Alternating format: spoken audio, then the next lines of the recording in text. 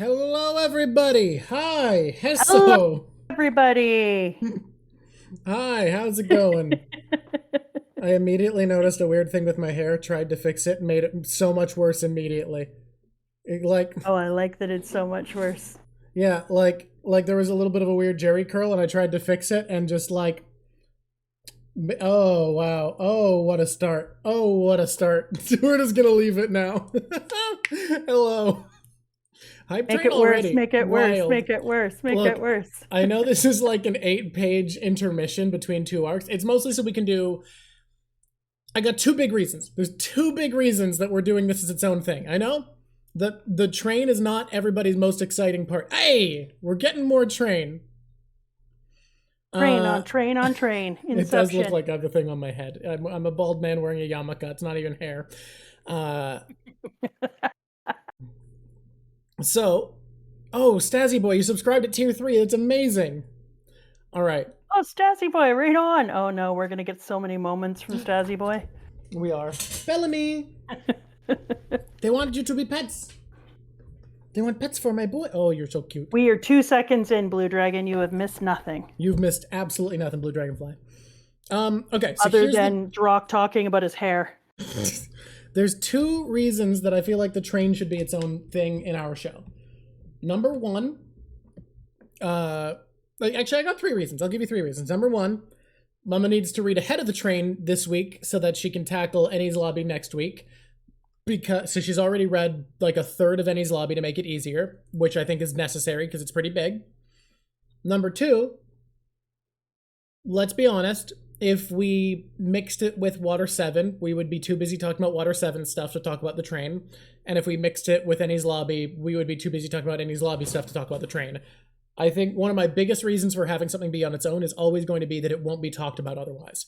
So I really want to make sure every part of this... Yeah, I want every part of the series I have so much hype due. about Ennie's Lobby. I'm already like dying to talk about it. We are doing the cooldown after Ennie's Lobby. That is going to be its own thing because I think that is also... Anything really tonally distinct feels like it kind of needs to be in its own zone. Now, there's another very important reason that we are doing the Sea Train on its own, which is because Water 7 was so long that it couldn't fit a corkboard in it because it took 4 hours to just talk about Water 7. So we kind of, if we're going to do a corkboard corner for this section, need it to be after this instead because this conversation is probably going to be pretty short comparably to a lot of the episodes. We were legitimately 4 hours just talking about nothing except for Water 7. A gifter gave Dinosaur051705 a tier 1 sub. That's amazing. Also, yeah. Oh, this could be combined with Franky's backstory because we didn't talk about it much last time. There's also somebody's very first time here I saw a minute ago. Hell yeah. I love getting new people coming into Twitch with us. I can do push-ups immediately, Kaido? God damn, all right. Oh, I love these people. These people are getting it. Today's got a vibe.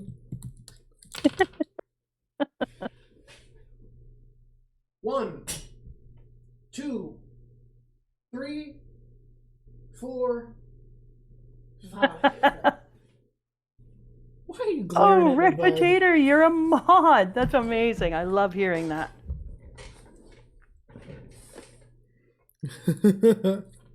What I miss? Thank you, Squishy Putty.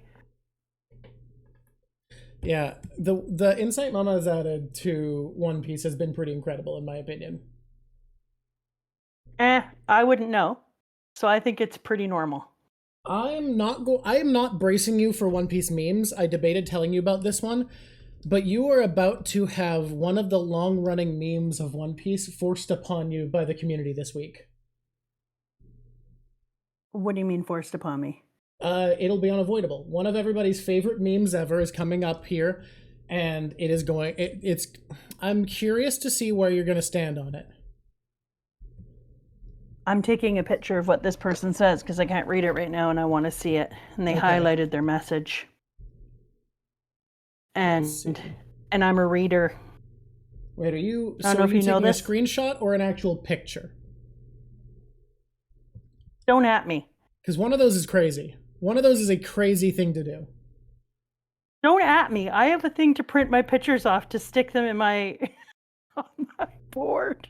Wait, don't So I shouldn't at you for being crazy, because your counterpoint to I'm not crazy is I bought a printer to print pictures from my phone to put on my corkboard that I keep.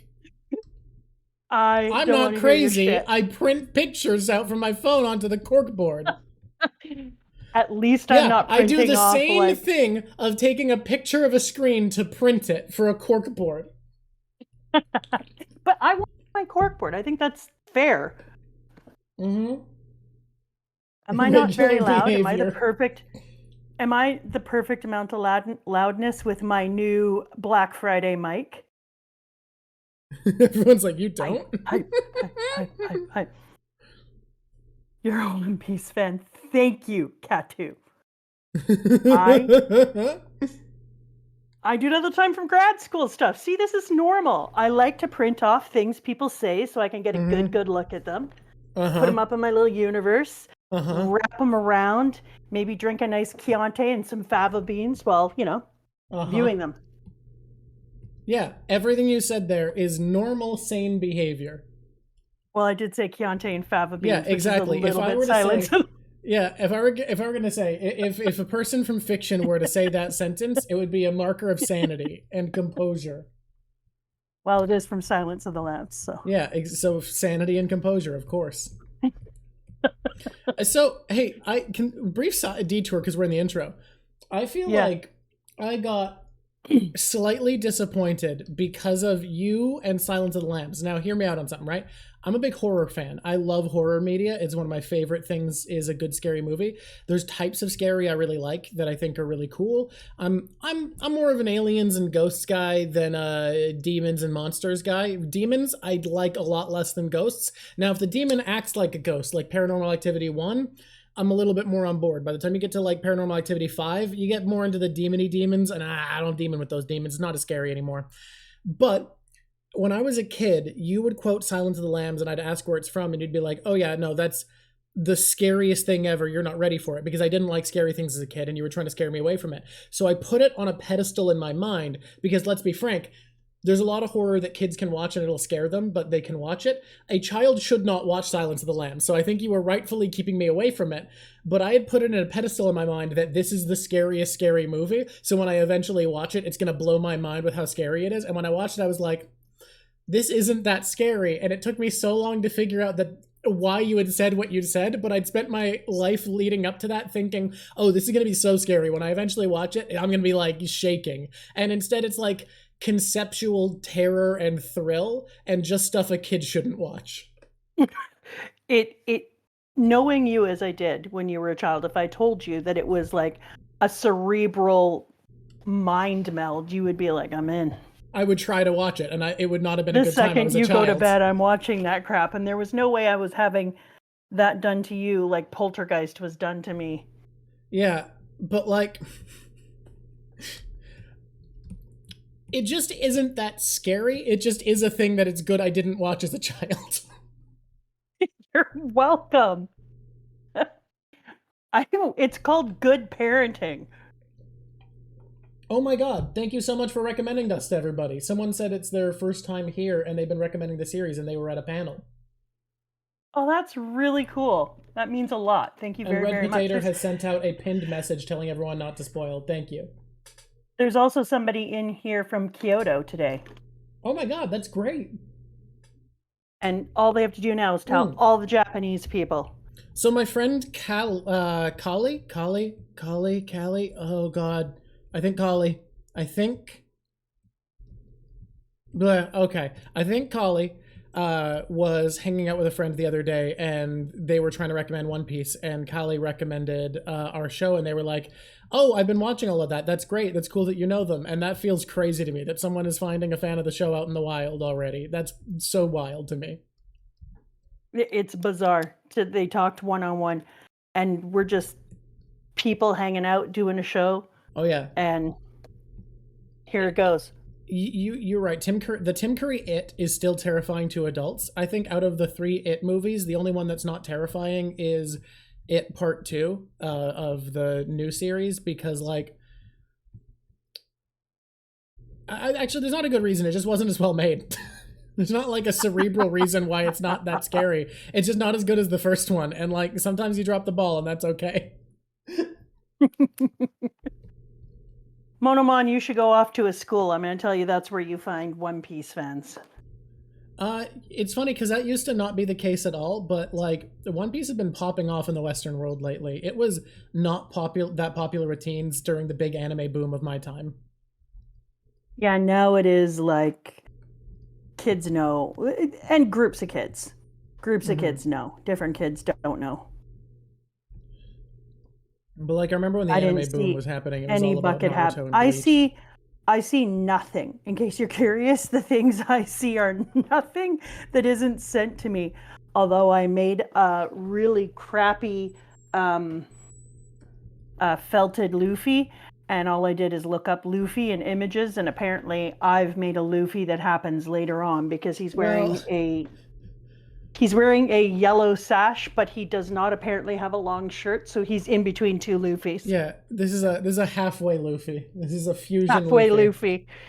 Red Dragon, don't worry. I was not spoiled. I just looked up. I did not show him the Sogeking song, not because I didn't want to, but because I have just been so goddamn busy. Guys, there is a reason that we didn't get the corkboard and we still haven't had Water 7, and it's that I've been so busy. The end of the semester is happening now, and it turns out I have much, much less time now that we're at the end of the semester. I've been working a lot lately, so I could actually, in theory, afford this. I have been thinking about, I can't pay industry rates, so if there's anyone out there who's like a decent editor and has a reel they can show me showing their editing skills and is willing to edit the Water 7 episode of Mom Piece within a 1 week turnaround for like, I can't pay industry rates, it would be about $150 is what I could afford to pay. Please, on the Discord, send me a reel showing your editing skills. I genuinely think I just need to pay an editor this time because I'm falling behind and it's the end of the semester and I do not have the time I need to focus on this, unfortunately. So if there's someone who thinks they have what it takes and can send me a reel, again, 150 is less than industry rate, so this is for someone who basically needs more experience, needs credits on a CV, and is willing to work for below industry rates. I'm aware that I'm not paying enough, but 150 is what I can afford for it. And then we could get things get out that poet certification. Absolutely. I will get her to watch the Sogeking song. I don't know about if one of the mods wants to send it to Mama, maybe she'll watch it right now before we get rolling. Oh, I don't want to watch it before I do things. You know what? Maybe we'll watch it at the end. I'm into that. We'll do a reaction to the Sniper King song at the end, where around the same time that we do the reading a live chapter. Although I think we can't do the reading a live chapter just like we couldn't after Long Ring Long Land because you've read ahead. I can read an old chapter I've already read. That is true. We can just do that. All right. Let's not pretend that's not a thing. And good people are saying. Good incentive. Yeah. We will do the Sogeking, the Sniper King react. I think, honestly, the dub did a great job. I think it might be worth watching in English and Japanese. Both are really good. Here's the crazy part. The reason people call him Sogeking, you're not going to believe it, is because Soge means sniper. No. Yeah, that's crazy, right? Mind blowing. I'm pretty stoked, actually. I gotta tell you, I'm struggling because I freaking love the next arc I'm so excited to get to it, and you aren't even at the coolest part yet. You just made it to where things very first get knocked up a gear. Whoa, that is a ton of subs. Oh my goodness, who is doing this? Thank you so much, Anonymous. They're anonymous. That's what Anonymous means. They don't even want credit. Anonymous, they don't want credit for that stuff. This is an uncredited gifter gifting a pile of subs. Thank you so much. That's incredible. That's kindness personified. Yeah, look. people are liking my little sneaky bit there. Your sneaky bit? Yeah, where I said the part you're at, things are just getting knocked up a gear. Oh yeah, that was cheeky as heck. That's literally where I got to, is just to the things getting knocked up a gear, which now makes me have a whole theory, which I'm not allowed to talk about. Yeah, that's got to wait until probably. I think we're gonna not do a corkboard after Enies Lobby because it's gonna be another 4-hour stream to review it probably. Wowzer. That's bonkers. Yeah. And then post Enies Lobby there with the little cool down, wind down bit, we will have time after to do a corkboard where we cover everything. And then we're going to take a break for a week and do tier lists. Oh, we're going to do it, but the other tier list isn't up. The tier list is up. I just haven't advertised the VOD channel because I didn't have time to get everything I wanted on it before I had to work on school. Okay. Just so you know, I sent you 9 pictures of where the corkboard is at right now. I couldn't send them through our Discord, so I had to text them to you, so you can put them up for people when you want. Hey, guess what? I can't really easily get things from my phone onto the screen. All right. Well, during this, when we have a lull, yeah, I'll try to send them. They refused. I'm kind of recreating the panel a little bit more than I normally like to, but we're going to make it different in the render. That's where it's going to come together. That's where we're going to get something unique here. Yeah. Do we get a cry counter for the next 2 arcs? The cry counter is a continuous thing. The cry counter, I count up every time Mama cries on stream. I need to get my tissue. Someone is asking who wins in a fight, Mama or Gombe? Gombe being the rabbit cat. Do you think you could take the rabbit cat? I would never fight a rabbit cat. Okay, so the rabbit cat it beats your ass is what you're saying. Either that or I run away. Okay, you person who gave bits for that question, you have your answer. I would never win that fight. I would be like, let's never fight, rabbit cat. Gombe kicks your ass. We're the best of friends. Have you ever seen The Fox and the Hound, which is a movie I don't think children should be allowed to see? It is wild that is the less depressing interpretation of like a children's book that's given to American students constantly. It is so depressing. Classic American literature. Someone was pointing this out to me that people make fun of like classic German literature being like, look how sad and depressing it is. But it's like a really surface level kind of depressing that teaches a lesson. Whereas so many classic pieces of literature given to American children are just like deeply, deeply tragic. And the only lesson is that life is miserable and unfair sometimes. Yeah. Every time I hear the song, we're the best of friends, I'm like, so every time that I see an animal get hurt in this, I can actually hear the Fox and the Hound theme song in the back of my mind. And I'm like absolutely devastated before anything has happened. Like, let's not even start in the next one. We can't think about it. I don't want to think about my sweet good bulls. Let's move on to this and do our job. Something we can talk about in Corkboard is that you've predicted part of Enies Lobby before you got there just based off of deduction. And I think that's going to be exciting to talk about today. Are we able to talk about it now, or do you want to wait? Well, I think we'll talk about it in Corkboard we'll talk about it today because all of your deductions are based off of information from pre-Enies Lobby. So I think you can talk about it because Mama has, in her opinion, perfectly has come up with what she thinks is going to be Robin's backstory, and before she's read it, and I think that's going to be fun to get into. Oh hell yeah! I don't know if I'm right, but I think that I've got it. If it isn't her backstory, I think it's a good backstory. We'll see. All right, let's get into the Sea Train. It's Sea Train time, everybody. Come on, ride a train. You got it. Here we go. What was that? The problem with being in my generation is that we have a lot of music to go with train time. There is a lot of train music from your generation, huh? We really loved ourselves some trains. People got into trains for a bit.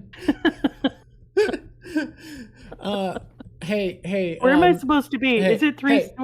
If I've decided I don't have time to edit a video again, editor that I've hired, the part where I say, let's go to the train, and then Mama starts mumbling that song, that's the starting point. Just so you know. Just so you're aware. No. I won't take no for an answer, editor. Okay, what chapter am I supposed to be on? I never know anymore. Oh my god. Okay. I think I put it. Oh, someone I put said it on the advertisement. 367. Who was that? 367. Perfect. I love that person.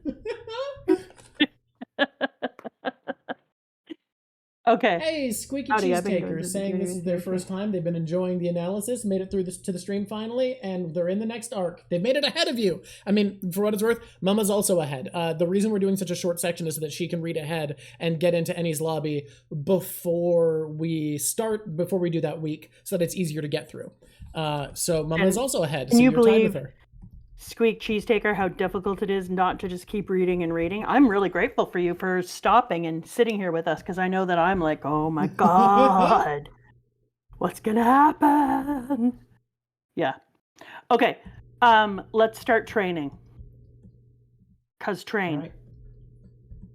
I like train. that Oda does. I like that Oda does this, and we've talked about this time and again. As soon as you're getting into a new arc or a small chapter, Oda is like, hey, thank you for the anonymous sub. That's really cool. Oda is like, hey, I got an idea. Let's just start it off with a bang. Giant tsunami wave and train moving towards it at screaming breakneck pace. And I don't know if you've noticed, is it Coco? What is it? Lady Kokoro. Lady Kokoro. I have to write this down.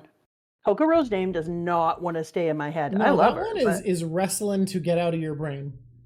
I don't know what it is about that name. It's just not fitting there. Anyways, Lady Kokoro, she of the most interesting laugh other than the Zay ha ha ha. Look, anyone who denies that Zay ha ha is the best laugh is a liar. Kokoro equals heart. Okay, that's perfect.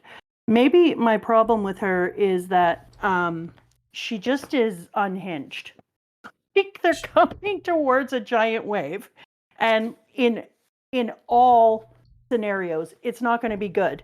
And then they're like, wait, if we go through that, she's like, oh yeah, we'll absolutely die. We'll be thrown off the track. We'll all die. We'll drown. It'll be bad. We'll be eaten by things. Yeah. And she just goes back to laughing while her granddaughter and her bunny cat are sitting beside her. And I'm like, that's a very mild reaction to a very big moment. But it started to make me think about how she's had such a difficult life, and that she's just learned to be like, yeah, I guess we'll see. If we all die, we all die. Yep. And she's just pretty chill about it. Yeah, everyone else here is here helping because of their incredible convictions and how personal this is for her. And her, she's like, you kids seem like fun, and what? So what? I'll die. Like, she has no care until she realizes the child is snuck aboard, and then she's like, ah, shit. Yeah, she's like, oh, it's going to make this awkward since I give 0 Fs all the way through. I love the way, though, that they just bash a hole right through the water, kind of like biblical parting of the Red Seas, but instead they just create like a hole the way that the two great good giants put a hole through the fish. Yep. And just slide right through there. And I told you, I adore that picture where everybody is up on top of the rocket ship, and we've got the whole Franky family, and we have Straw Hats and Zoro and Luffy riding on the top. Like, it feels like we start this adventure with like an absolute frickin' bang. Let's knock a hole through a tidal wave and let's put this rocket train right through. And I was like, oh yeah, baby, let's go. And we zoom on through to chug-a-lug into one of the greatest adventures. It's short, but it's so delicious. Okay. It's just a good little interlude adventure between the two dramatic plot points. Yeah. But it's also a really good opportunity for there to be some closure on some old things, like Robin sacrificed herself and did what those people told her to, so the 6 of us, including you, would be safe. She did it for all of us, says Sanji to Usopp. And it's such a great time because with Usopp leaving, we knew that something was going to happen because Usopp has one thing in spades, and that's pride.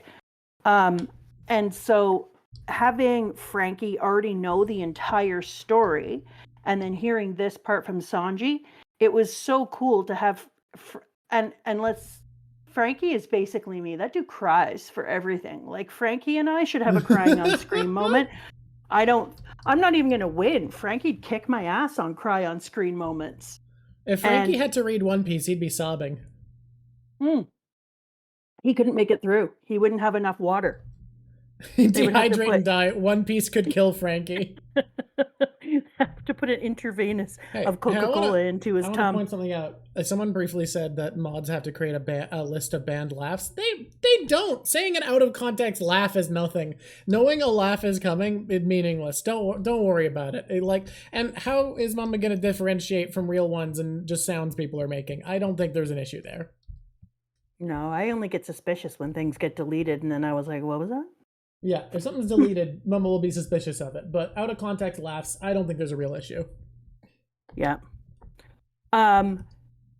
So I was really grateful that they didn't make us wait a minute. You're not lying, cortisol. Like, oh, cortisol. That's a perfect name for this moment. Franky has none. You're not lying because he just is. He balls and balls. But then long nose Usopp walks away and you're like, oh my God, how long is this whole I don't want to be a part of it, blah, blah, blah, gonna last? And what was it? 4 panels in Usopp time, and he comes back on and he's already another character who we'll talk about in a minute. Hey, this new dude who's not attractive, T-Bone. Yeah. My God, is he good? T-Bone is forever, so good. Right? I think he is most people's favorite Marine because he's just so good-hearted. Oh my God. People do not play in... Don't be a Luffy and Chopper. All these people. Usopp comes back? This isn't Usopp. Hey, we found the meme. The meme which will be hoisted upon you. Oh, you found it? You just did. Ah, okay. T-Bone is wicked, and I thought like, oh, is he gonna actually be evil? But no, he's just such a good bony dude. He's just a straightforward and incredibly good guy. And like, how good is that to have somebody finally on the government who is just like straightforward, excellent person? There's an incredibly nice man. There's nothing wrong with him at all. He's so good that he doesn't even like diagonal sword slashes because they're not proper enough. This man couldn't be more straight edge if he tried. Search everywhere, we'll find evidence. Oh, this is bad. He is seriously wounded. Use this for now. Rips off another chunk of his cape. Like, just straight good. And Mr... When we have, what is it, the Weasel go up onto the roof against Sanji and Franky when they find him, we're going to get here in a minute, but let's just someone actually has some evidence for you that you might want to consider, that you think Usopp and Sniper King are the same character, but Usopp's from the East Blue and Syrup Village, whereas Sniper King is from Sniper Island, and Sniper Island's not in the East Blue, it's in your heart. So what do you think about that?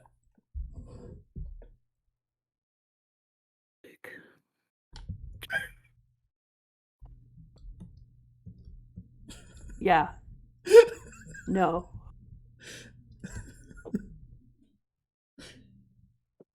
Yeah? No. A man dies when he's forgotten. Anyways. Oh my God. You need to be really worried about the next time we see each other in person. I love that every time I'm trying to bother you on purpose, I can just close it out of context. A man dies when he's forgotten. The worst. There's an entire section where his mask comes off and Usopp his face is right out there, and I was like, you didn't need to do that. I knew who he was. And then everyone is still pretending, and I'm just like, who was it? Zoro, who just rolls his eyes, and I was like, Zoro, it's you and me. You and me. But I loved how we go up there and they go, who's that? I heard this whole story from him.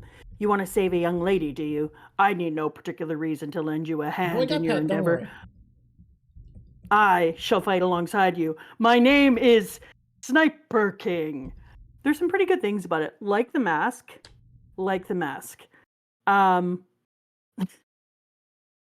it's a curtain around him as far as I can tell. That's how we're making capes now, and that's fine. I mean, Scarlett O'Hara made a dress. You can make yourself a cape. It is fun that he stole a curtain and a mask and is like, I'm new alter ego.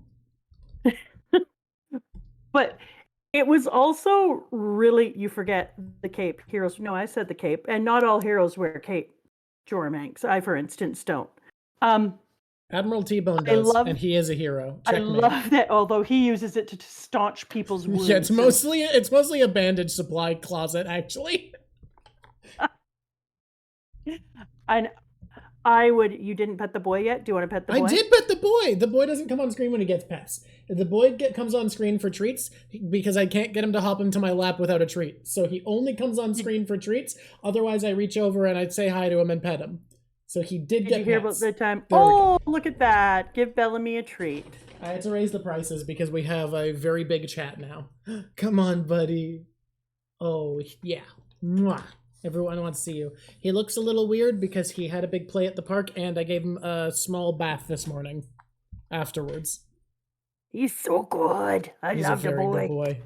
He's just not his most handsome because he's partly dirty and partly soggy. So he's a little bit in a weird state at the moment. Do you know that when I first met Sniper King, I said to myself, I'm gonna have to hear so much dumb shit about my theories on Sniper King. Uh-huh. I was like, thanks a lot, Usopp.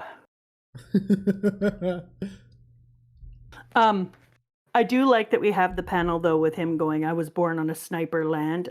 Nice song choice. I'm not going to lie. We're all Jins now. Yeah, you are. But I loved more how then Sanji goes, okay, then. Fine. Right now we're commencing Operation Recapture Robin. Like, he was just like, I'm not going to get into this. Don't you two have any questions for me since we've never met? First off, you guys were in car 6. Like, where Sniper Island is? Sanji is like, I am going to talk. Like, you are not talking. Top of the train planning sessions with wind rushing through. Those are my favorite planning sessions right there. And loving the upgrade on Nami's baton. The Climatak 2.0. It is so pretty. And it's infused with dial technology. It is so beautiful. Oh, wait. You predicted that Usopp would use dials to upgrade what Nami has going on, and that exactly happened. Gold star. Holy crap, I did too. Gold star. Yeah, Usopp did in fact use dials to upgrade the Climatak. Hey, Dog McGuffin, you Jin, along with the rest of talk. I think, this is just me, Sniper King might be Usopp. That's just my feelings, especially since you all think that he's a god. Okay. Well, let me tell you though.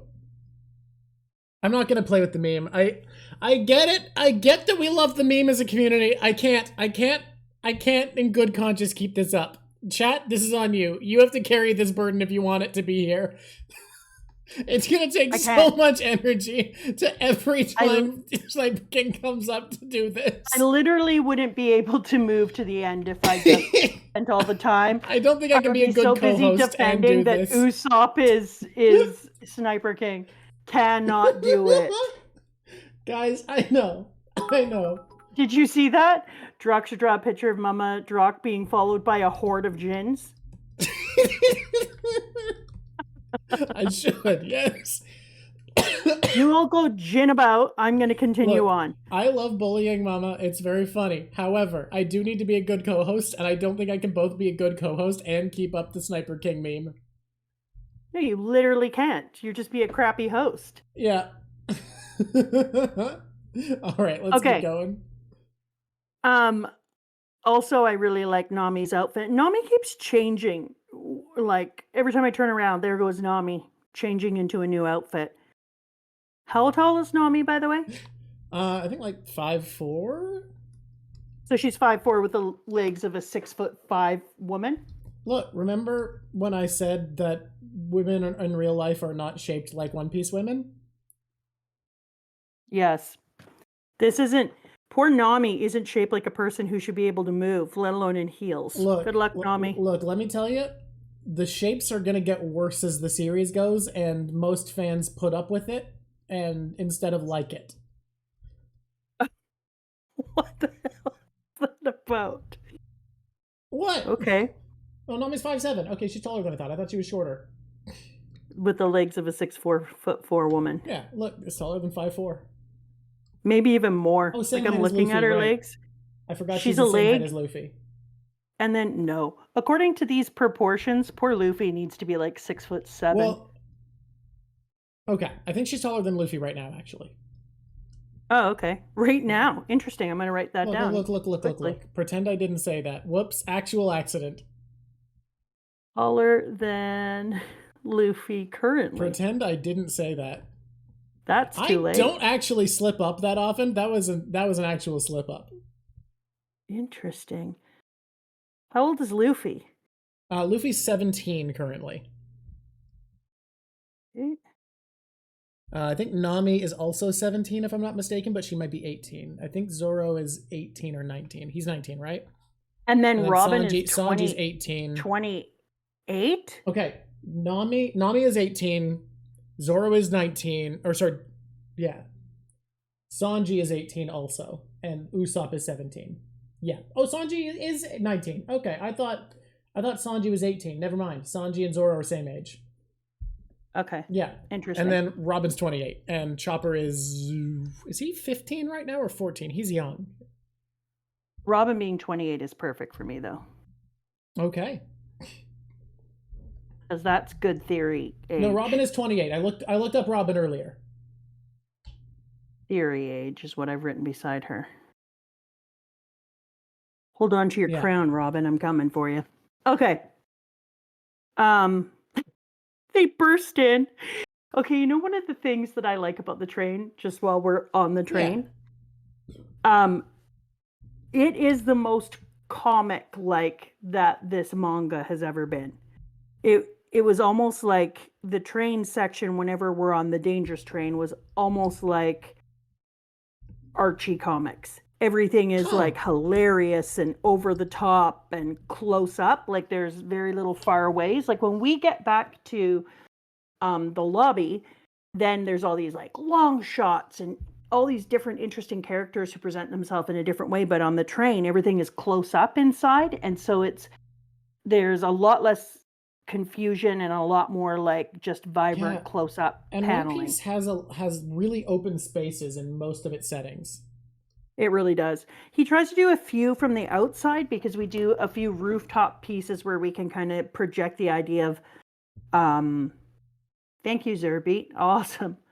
Where we can do the whole ocean and the train moving through it. But still, even in that respect, you mostly go back inside the train and do close-up panels. And they're so fun. They're just so fun. And I like that when Sanji and Franky and the Sniper Kim come in the back and smash open the back door. Good evening, they all say together. And we get a really good sense of who's in every single car.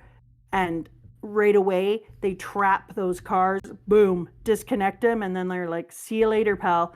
And you're thinking to yourself like, oh, no, T-Bone with the worst belt in the entire world. You've been rendered useless. And T-Bone's like, no, I haven't.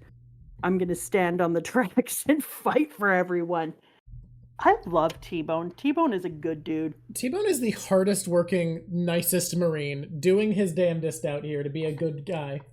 Bellamy, you get pets. He's getting pets, don't worry. Oh, he's like, oh, have I been rendered useless? Wrong.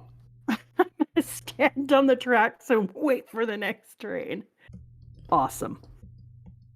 And then we get to find out a lot about Franky's body and how much damage he can take, and have these amazing fights where the three of them are fighting side by side and moving their way through the train. Well, then we find out that he has a Coca-Cola belly, which Oda said inside of one of the SBSs when someone was like, "Why Coca-Cola?" and he's like, "Cause it's tasty. Have you tasted Coca-Cola?" Well, not specific, not Coca-Cola. That's a brand. Just cola, ambiguous cola. Cola. He could also be powered by Pepsi. We don't know.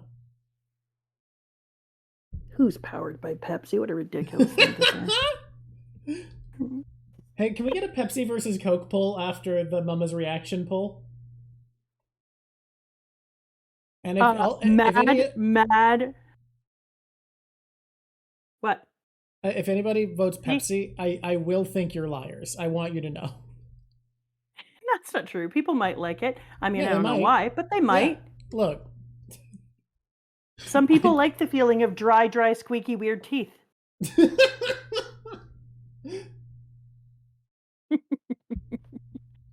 And they really... Okay, Dr. Pepper. I'm not going to lie. I'll do a Dr. Pepper before I'll do a Coca-Cola all day. But Dr. Pepper's not a cola. It's a different soft drink.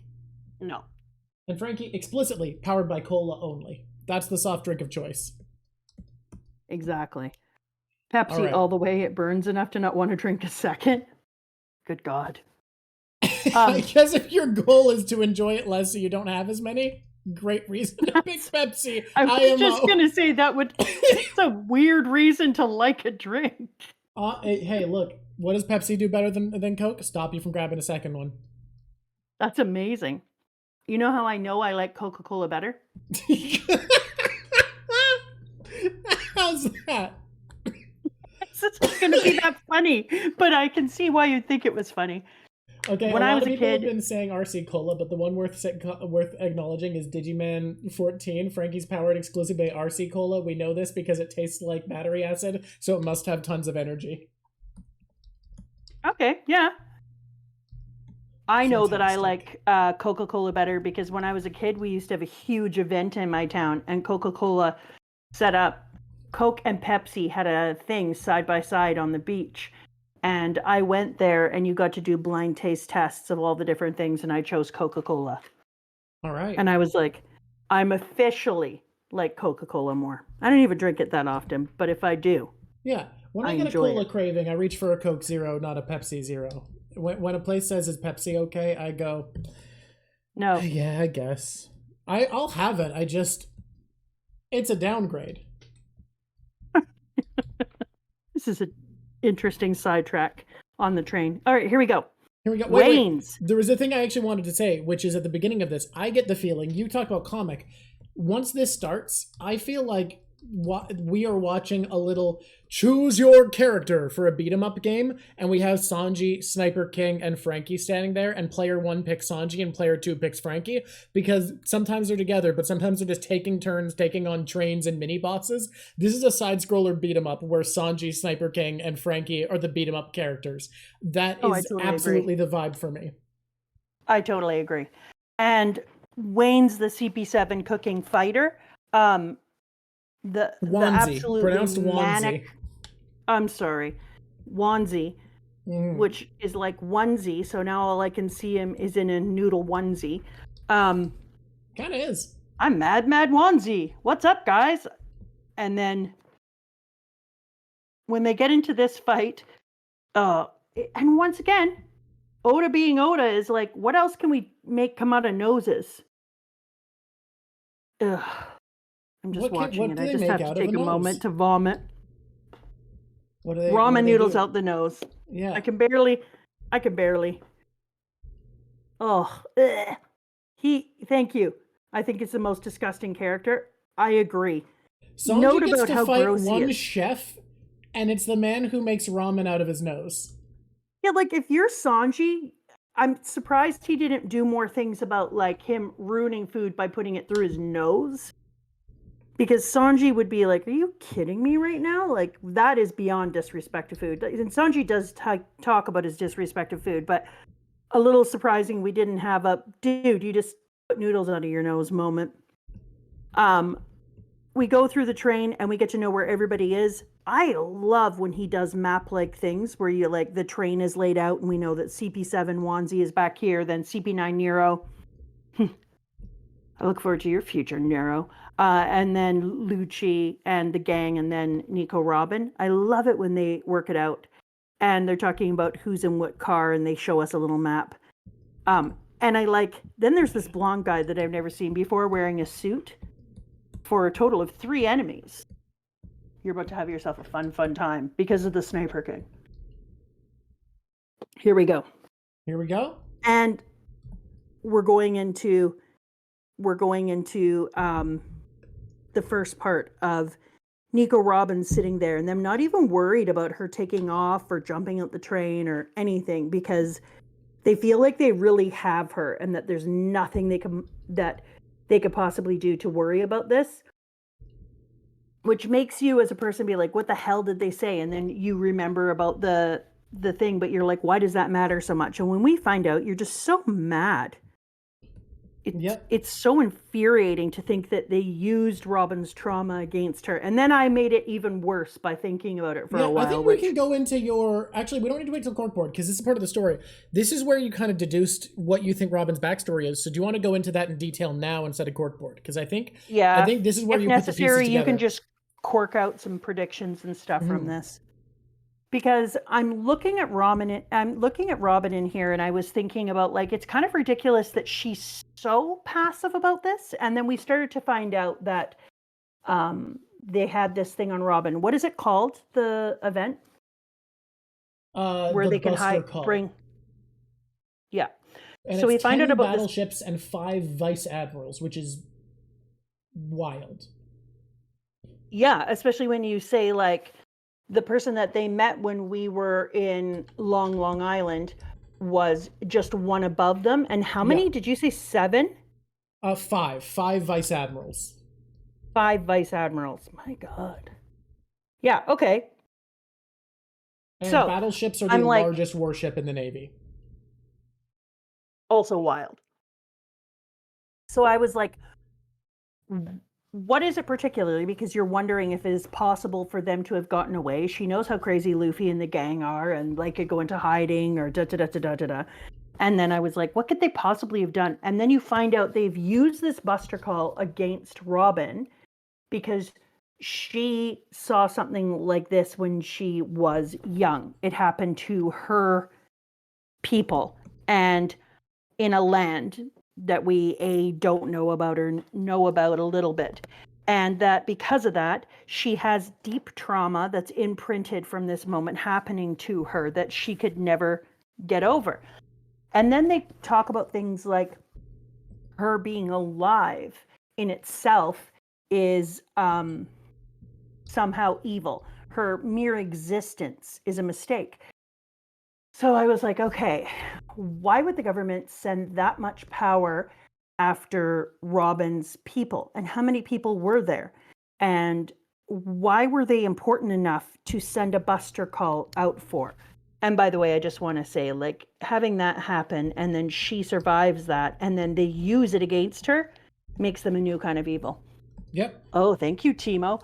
And then I looked at this thing and I was like, well, the only reason that I think that could have happened to Robin is this. What if Robin's people either had a purpose like they did in Skypiea, or that, I'm just looking at these different things I wrote about Robin, sorry, or that it's connected to the loss of her people. Did her people have the information that they needed to have, similar to the Poneglyph in Skypiea, that they were trying to wipe out an entire group of humans because they had links to the lost century and the weaponry in the Poneglyphs, or that her people knew things that the government didn't want her to know, or they had an ability to make a connection or to read things or to know things in a way that people no longer knew. And so they tried to wipe out her entire people so that they couldn't discover or uncover the 100-year lost century. And so I started to think maybe it's possible when, pardon? Oh, sorry. Some people are asking how far you read to know if this is coming from future information. Mama only read to the moment. I want to say this in a way that's not a spoiler. The exact instant that their things reached a new gear, that exact moment. So all of this is coming from deduction, not from concrete information. Oh, I don't know any information yet. And so I thought it's kind of like Skypiea then, that they tried to wipe out an entire group of people, which strengthens my Skypiea argument, by the way. Yeah, the more I think about it, the more it does seem really convenient for the government that at the exact moment the Shandians carrying on their inherited will was brought to the government's attention, that is literally exactly when the knock upstream gets rid of Skypiea, or gets rid of the Shandorans. Exactly. It's far too convenient. Shandorans? And so so then I thought maybe there could be a bunch of things. Could it have been her people's job to look for the lost century? Could her people have been people who were able to read and understand ancient texts in a way other people couldn't be? Did they train them, or did they have an innate ability? Okay. But at any rate, it then started to crush my goddamn soul, because I was writing down the stuff about Ikiga and how in Japan, I don't think that people understand how important Ikiga is unless they've spent a bit of time with it, or, you know, they're Japanese. But helps. Ikiga, that would help a lot. Ikiga is a purpose for being alive. Ikimi being alive or life, and ga, the benefit or worth. So your life's worth, meaning, mental and physical health is wrapped around from the devotion that you give to this purpose, of the fulfillment of it. And the entire Straw Hat crew that Luffy has picked have been people who have such deep Ikiga. Each person has a will to do a specific thing that they were driven, a whole purpose that they're into. And so you'll have people like Luffy wants to be king of the pirates. Sanji wants to go and see the great sea of every single fish in the world to eat them, which is, you know, whatever, but he's a cook. And then you have Zoro being the greatest swordsman, and it's just every single person has this deep, deep Ikiga. And Robin's Ikiga feels like she is carrying on and holding the purpose of her entire people who were wiped off the bloody face of the earth. And she is the last one left, and was left alone, bereft of an entire culture of people when she was 8 years old. And she gives it the hell up for the Straw Hats, because she realized that this buster call was made against them, and she has this deep trauma just when she comes down from Skypiea. And when she's in Skypiea, she realizes the connection of the Poneglyph and how she's going to go to the end, and she's going to connect the meaning all the way until the end when she gets to Laugh Town. And just when that happens to her, she's told by CP9, who are not good, that she either helps them out, pins the Straw Hats, or a buster call will be called out on them. And she gives up her whole life's purpose for them, her entire will, everything that is driving her, that she holds true for all her people, in my opinion. So when I thought about what she gave up for them, I realized how deep, whether she knows it or not, how deep her love is for the Straw Hats. Because in order to be able to give up her life's purpose, she would have to have felt so deeply connected to the Straw Hats that it mattered more than her life. It mattered more than her life's purpose. It mattered more than the life purpose of all the people in her country, in her ancestry, who were murdered. And I just think that is one of the saddest freaking things. If I'm right, that is a soul-crushing and also one of the most generous gifts. And they took advantage of her for her generous love.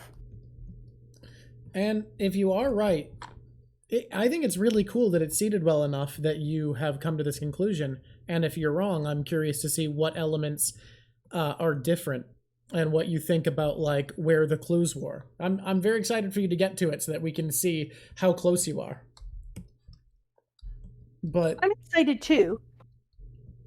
what, what I love most about what you said, though, is that now we have the Straw Hats saying, fuck you, you don't get to pick us over you.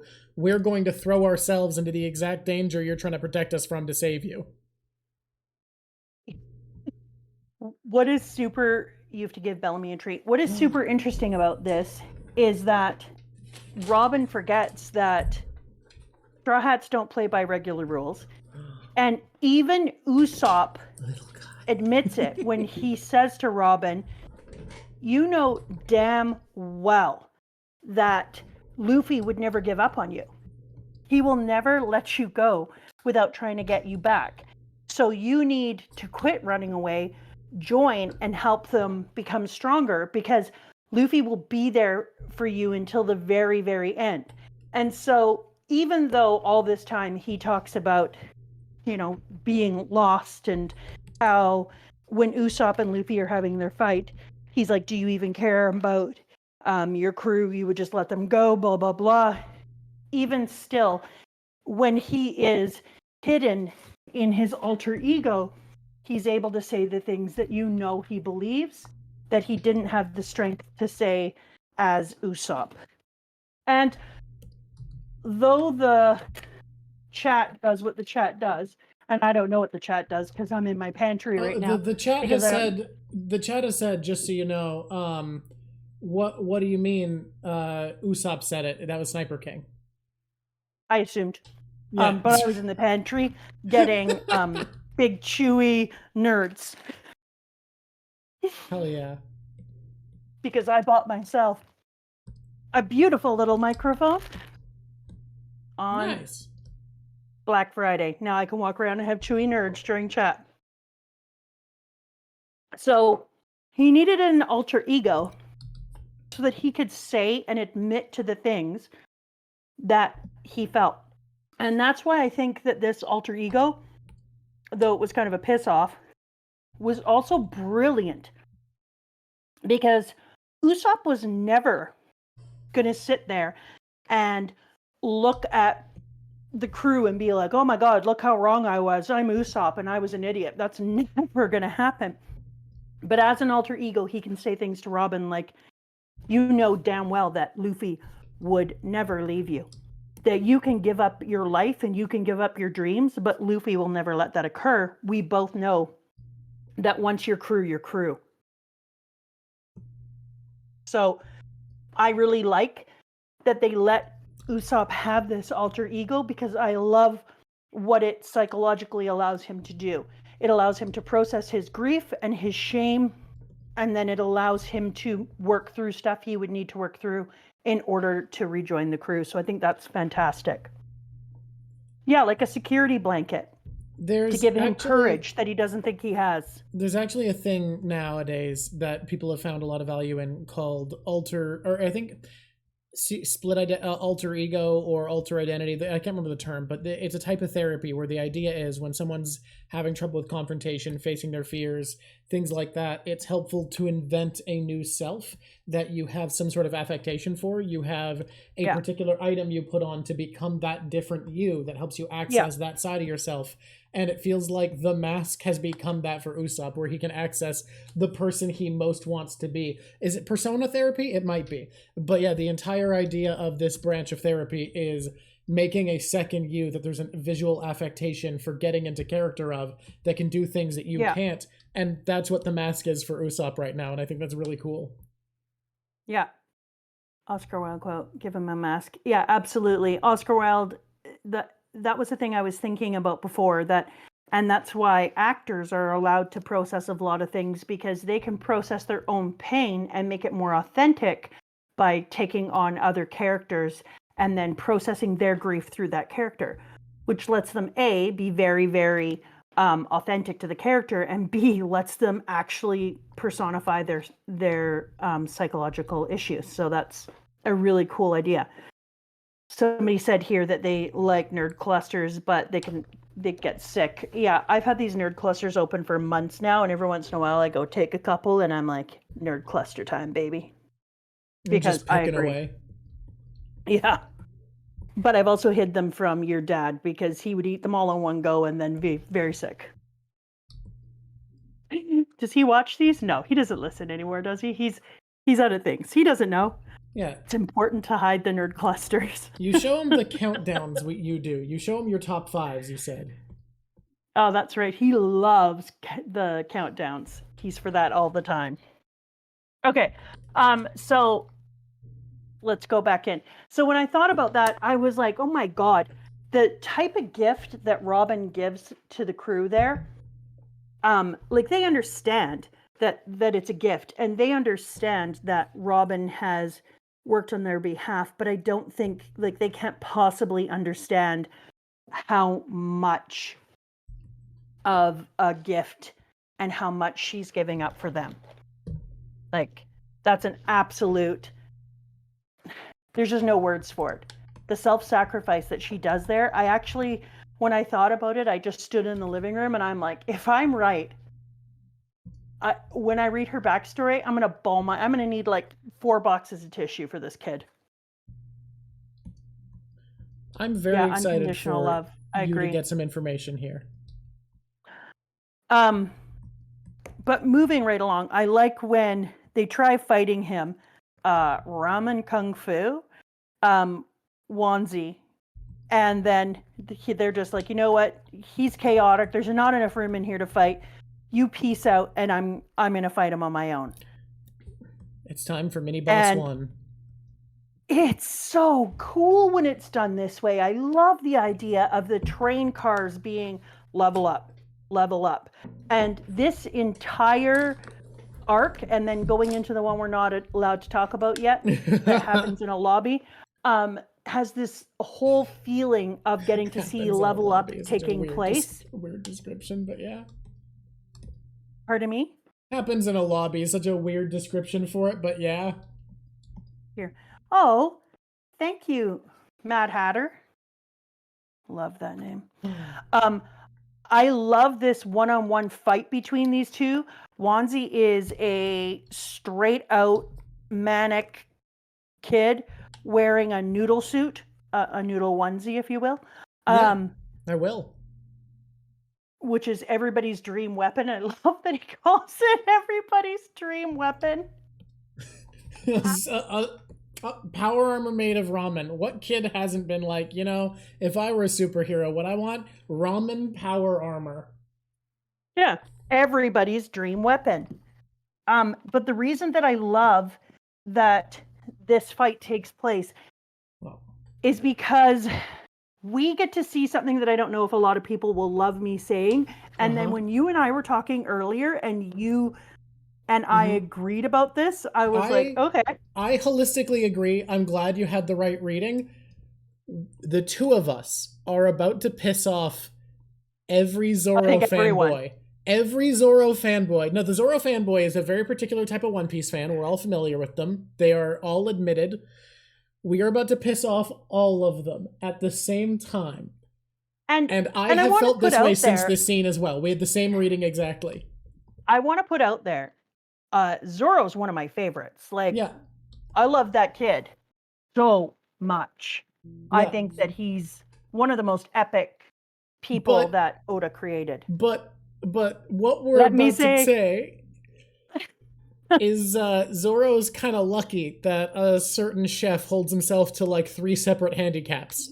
Yeah, so I'm going to say, like, very first off, we're watching him fight, and I was like, okay, this is going to be an interesting fight. It's going to be hard for him to fight with just feet, because I immediately was like, dude. How do you kick a noodle? How do you kick a noodle? Exactly. Like, dude, you cannot kick a noodle. You're going to get sucked in. And then sure enough, dude gets sucked in. And I was like, you need to have swords. And this is why Zoro is able to do things that you are not able to do because of your strange feelings, A, about women, B, about swords. Yeah.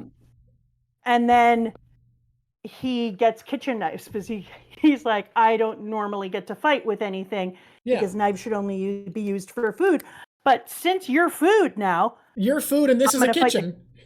Your food and this is a kitchen. Let's go, biatch. And he grabs himself some sharp ass knives and just starts boom. And 1.4 millimeter pasta is served and absolutely starts kicking ass. Like, and, fully kicking ass. And this scene to me got me thinking about so many things. Like, Sanji is weaker than Zoro. I don't think, like, Sanji isn't as good of a fighter as Zoro. That just, like, I don't feel like there's that much argument there. There just really isn't. That being said, Zoro only practices fighting. That's all he cares about, right? He wants to be the best fighter. 100%. He holds himself to no handicaps. He uses 3 goddamn swords. The only handicap he's put himself towards is he spent extra time training to use an extra goddamn sword because he wants to go that hard at swords. Which is incredible. Yeah, incredible. Very cool. Sanji trains cooking first, fighting distant second. It is not that big of a passion for him. When he fights, he puts the handicap on himself of refusing to fight women. He puts the handicap on himself of not using his hands. The handicap on himself of not using weapons. He is holding himself back and not focusing that hard on it. And we see the second he picks up weapons, immediately destroys his opponent. No questions asked. The fight is over. And you get to thinking... And so then I said to you, this is ridiculous. If Sanji had the opportunity to focus only on fighting, like if that's what he cared about too. Tiny child, the way that Zoro had. Well, I don't think it's opportunity. I think it's care. I think that's where his passion was, you know? It's two things, because Zoro was at a place where he was with a sensei trained in martial arts. The best swords, trained in martial arts. Like it would have taken somebody like Sanji so much work to try and find a place where he could have been trained in that same way. And so he didn't have the opportunity to train from the time that he was very young. He trained in cooking and took care of things. He obviously came from a poorer background, in my opinion, because he wasn't given those opportunities and he kind of had to make his own way on that ship. I was like, dude picks up kitchen knives and uses them like a chef and manages to fight like that. I can't even imagine how strong he would be. He has more innate fighting ability, not more practiced or talented now, but more innate fighting ability than Zoro. I think his potential was just higher. And here's the one thing I'll give Zoro. When we're talking about potential, I think there is one category that Zoro has more natural affinity, and that is just taking damage. He is absurdly tough. Sanji takes hits, he goes down. Zoro is stupidly tough, but I think as far as natural aptitude, I had the exact same read when I watched this the first time. I was like, oh, holy shit. It's so good for this rivalry, for Zoro's sake, that Sanji holds himself back so heavily, because he is absurd when he doesn't have a handicap. I agree. So Sanji was trained by Red Leg Zeph. As a chef first and a fighter second. As a chef first and exactly. Most Where of his Zoro time trained his whole life as a just fighter. Fighting. Yeah, only fighting. Sanji was trained fighting as a distant secondary second. Anything. Yeah. And so I know that some people might be like, but it's knives and it's chef work. Well, so are swords. Swords are long knives.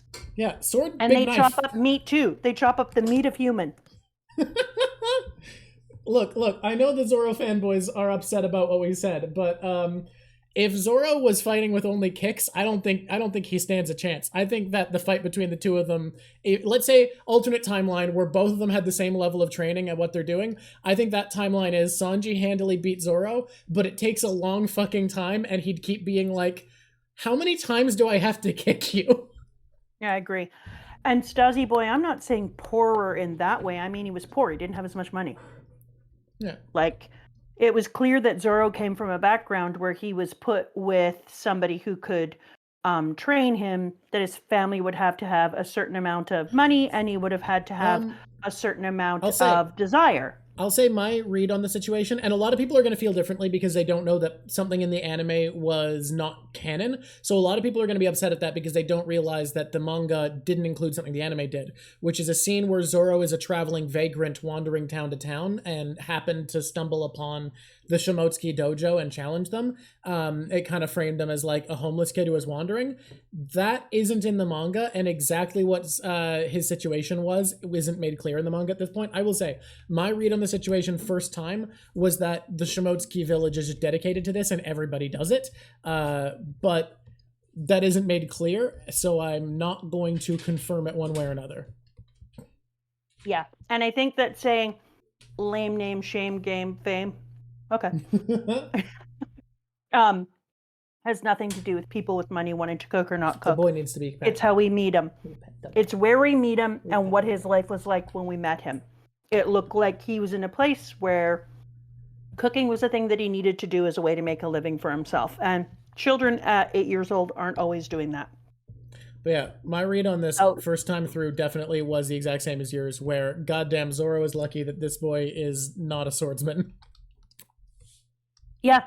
Having said that, no shame on Zoro. I think Zoro is phenomenal. Great. I just think that I watched this fight and was like, I think Oda's making a point. Yeah. No, and you're right. Stand by Danny the Hunter. I absolutely agree. I think Zoro is consistently shown to be someone who is more about effort than natural aptitude, which I think is perfectly fair. Like, if anyone's framed as having natural aptitude, it's Luffy. But I think that's fair. I'm just saying, the second Sanji picked up a weapon, shit got wild, and he does not train nearly as hard as Zoro does. Oh my god, at all. Mm-hmm. He doesn't train in anywhere near the length of time that Zoro does. Anyways, stay pressed. I just figure, in my opinion, I thought that was a very interesting thing. I was like, that's interesting that once he fights with both hands and feet and has weaponry, that the fight changes entirely. He just decides to use all of his tools for the first time ever, and we see, oh, holy shit. I could see later in the series a point where Sanji's like, I am getting my ass beat, and is like, all right, what's my enemy's power? They turn into an animal. Okay, I can stretch that as their food if we get to the kitchen. I need to not break my rules, but I think I need knives. Oh my god. Well, I just wanted to say to Sanji, dude, look at you. Humans are meat. Hey, opponent. Yeah. You're an iguana, right? Yeah. All right, I've eaten iguana. Let's get to the kitchen. Okay, we have a little moment where we get to see Franky punching the crap out of Nero, a CP9 weasel who's new, who doesn't know finger bullet yet. He's learned like what, 3 out of 7 of the techniques? Yeah, he's like, I've got 3 out of 7. And I was like, oh, this is not going to fare well for you, my friend. You're basically wearing a red shirt on Star Trek. But here's why I love this so much. I think this is such good framing, because we need to set up whether or not the crew can beat CP9, or if this just needs to be a get Robin and run mission. And having Franky, who we believe to be somewhere on par in the middle of the Straw Hats based off of what he's done so far and how much of a big name in his town he is, having him take on a CP9 member in training gives us a great benchmark of, okay, where does this power level that our team is at stack up to CP9 against one of their training members? I agree, but for me, I was also, well, we talk about it later, and I don't know if we're going to be able to talk about my theory on that at all today. No, I think that's going to have to wait, because there's a lot of evidence to come. Okay. Then never mind. I'll stop talking about that. Here's me sitting down. He hates wasting food. This is not a lie, dude. Not a lie. When we see him, I also think in that time, I'm used to seeing people in our crew beat the snot out of people, and then after they're done beating the snot out of them, having a leveling taking place. So for me, I was like, I don't know if it's going to be the same for you, Franky, but that's generally the way it goes for our crew. Just asking if he can keep up, if he's going to get some quick XP in from this fight with Nero. Yeah, I was like, I don't know. Is this why you're stronger now, dude? Because this is how we fight. And then when we have Robin sitting there, and alter ego Usopp is, it's a pleasure to meet you. I'm the king of sniping, the sniper king. And you're looking at Robin, and she's like, sigh. We doing Mr. this Longnose, are we doing this? And then he's like, right now, Sanji and the thug named Franky are tearing up the inside of this train, and I took the opportunity to come here. And we find out a lot about her background, and she's like, I'll never return to the Straw Hats. They know why you keep insisting that. The iceberg guy from Shipbuilder Island cleared everything up. It doesn't matter, I still won't return. Do you really think they'd be grateful to be alive knowing one of their crewmates sacrificed herself for them? Now that they know why you left the crew, they'll follow you to the depths of hell if necessary and knock the stuffing out of your enemies along the way. You still don't get the way Luffy works. So this was a really great panel for us to have a look into Usopp's heart. Because we know that Usopp understands how Luffy works. We know that he gets it because he studied Luffy well enough to give him a good fight, like an impressive fight, especially when you're considering where Usopp is and how Usopp doesn't have a devil fruit, Usopp doesn't have particular talents, and yet he was able to do what he did just from his deep study of Luffy. And so when we see this and we have this panel, we get to know that no, Usopp really does understand who Luffy is and that Luffy did value him. He knows that his love of the Mary got in the way of his logic. And this is our way of getting to hear that out loud. So two things happen at the same time. I need to briefly put a bookmark in here, just to, if I say it, I'll come back to it, because you just made me realize something about the Luffy Usopp fight. Anyways, continue. Okay.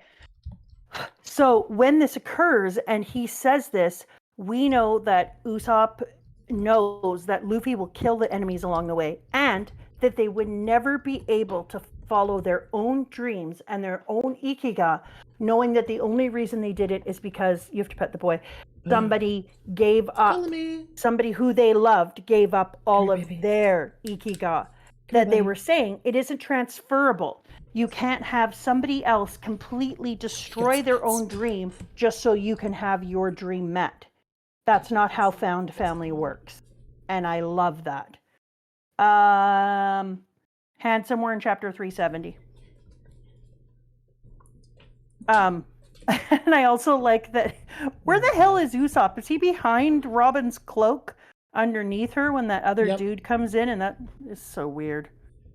Someone's saying I'm doing a big disservice to Murphy Napier because she acknowledges that they're different people. Look, you guys pressured Murphy Napier to go along with the meme after like 3 episodes where she wouldn't.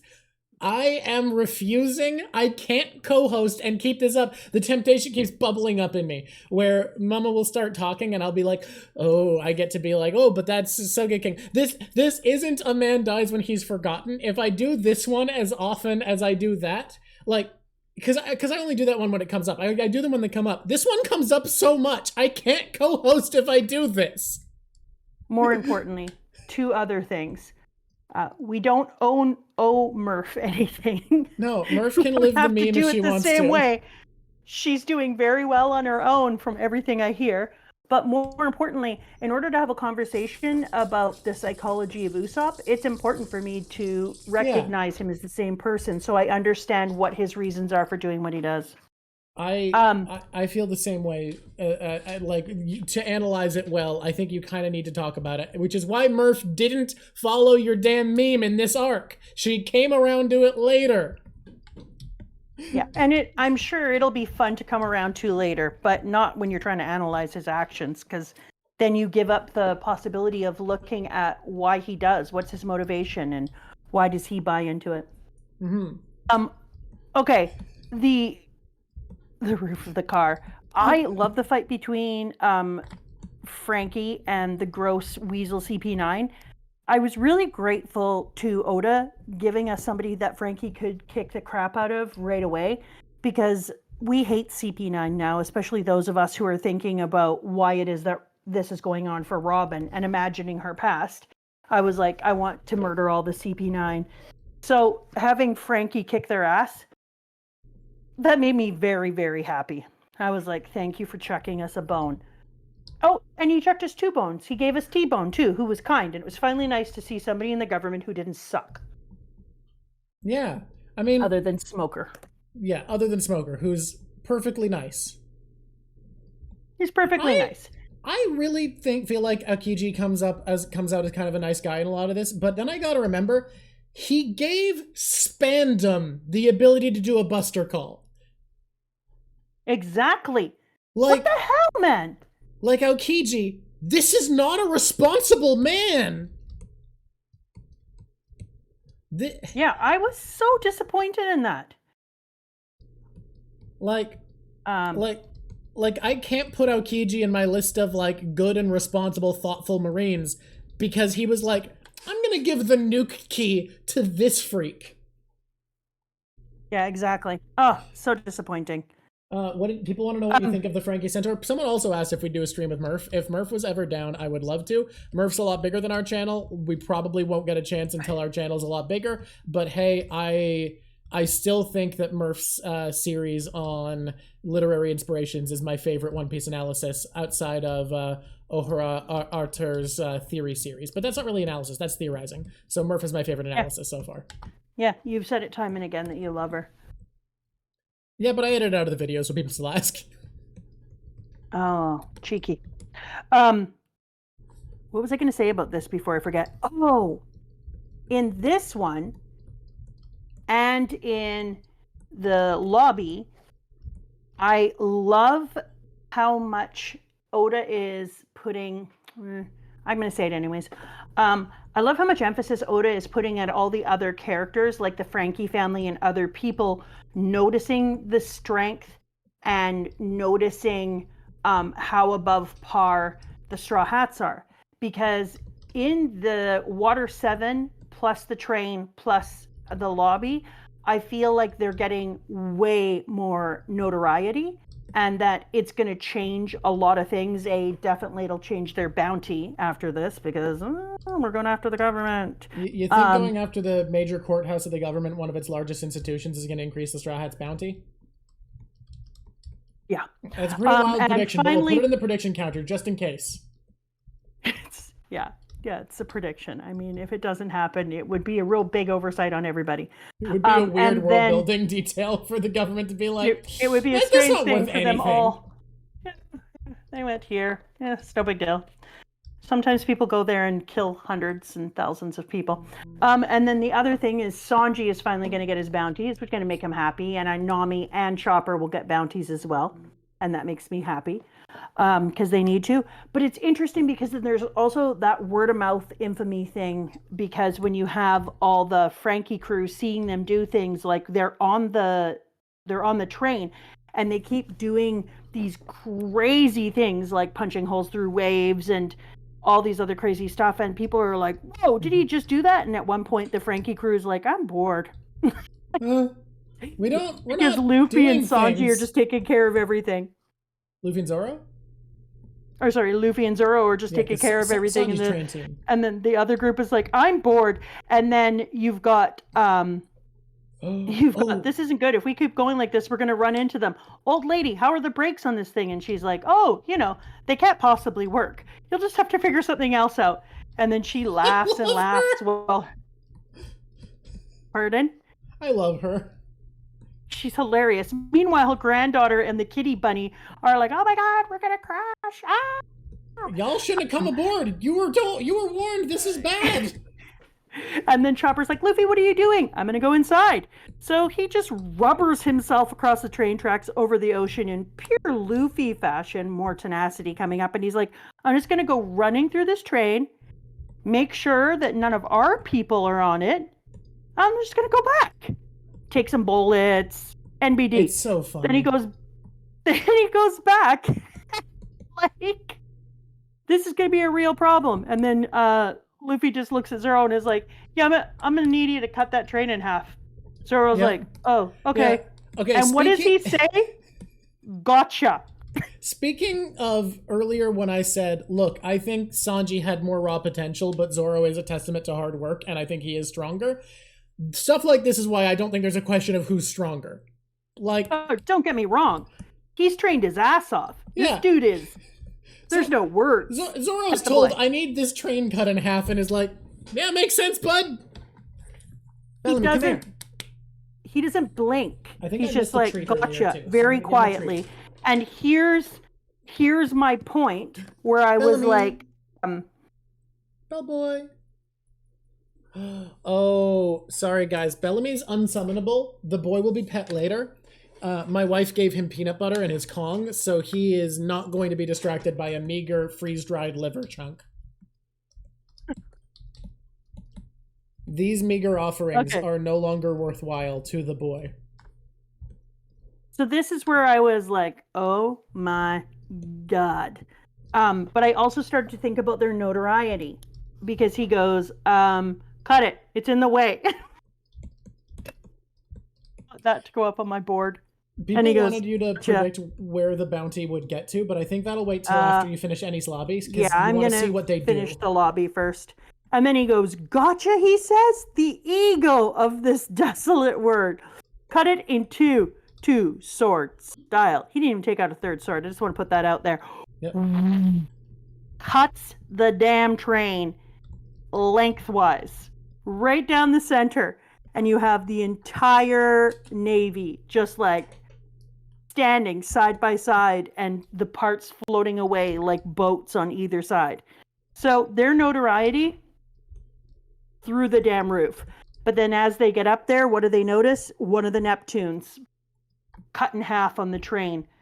So we know that the thing that's going to come is Mr. T-Bone. How much blood, how many tears will be shed in this fleeting life, this world full of inequities? I must show them that there is justice, and it will be extended to the citizens, even if these hands and these feet are shorn off by the rough waves. I will not fail to protect the lives of innocent citizens. And I love that Luffy first recognizes dude's straight out awesome. And then, leave this to Zoro. Don't get in his way, says Luffy. I'm only going to say this once. Get out of our way. I really like that they don't kill T-Bone. T-Bone deserves better. And I love that Zoro, once again, because this is something that is so cool about Zoro, and this is what creates such heavy fans, is he's got panache, but he also has such a strong moral code. So much, he's an ethical fighter. And he takes T-Bone off without any effort. But he says, like, I'm sure your burden of justice is heavy, but we're carrying some burdens of our own. Oh, come on, one-liner boy. I cannot imagine. On, Zoro. I cannot imagine that it's a disadvantage to be hurtling towards a stationary opponent on a train. T-Bone was not in a good situation to take this fight on, but goddamn did he try. He absolutely did. It's so good. Yes, I agree with that, daddies. That's amazing. And so as they go through and have that fight and move on, we get to go back to our fight with the Weasel Face. And I like that Weasel Face did figure out where the weakness of our great good boy Franky is. Franky still feels a bit of a bossy character to me. He's still a bit of a red rug. I mean, would I like to have him on the Straw Hat crew? Yeah, but I think we'll keep reading. We'll see where you feel like after Eni's lobby, if you feel like that's Straw Hat material. I think he's Straw Hat material where he is right now. His weird centaur with his body in the wrong place is fantastic. So let's talk about this briefly, because we can't fully get into this. So in English, you can't quite understand this. It just doesn't come across. There's no way to translate it. You might wonder, what's Franky's deal? Why is he like a pervert cyborg with guns, and why is there a centaur form? Franky's design, everything he does comes down to a pun, which is there is a singular word in Japanese that, depending on exact context, means porn, pervert, transform, and soldier. All of those are hentai. All of those are the same word. And the reason Franky transforms, is transformed, dresses like a pervert, has a lot of guns, is because hentai means all of those things. Yeah. Yeah, that makes sense. Sorry, Franky. It's also the reason that he puts his crotchal region in the weasel's face. Mm-hmm. Okay. Oh. Yeah, the closest, someone saying the closest comparison in English would be confusing convert with pervert, but like, it's hard to get it to come across because he's a mix of the concept of a soldier, the concept of a pervert, the concept of transformation. He is all of those things boiled into a singular man. Also American, canonically. Yeah, 100%. And it's interesting that you say that because for me, he personified kind of like a super loud, super, they talk about Popeye and Ace Ventura mix, but he seemed very American. No offense, Americans. Canadians are only quiet because you're below us.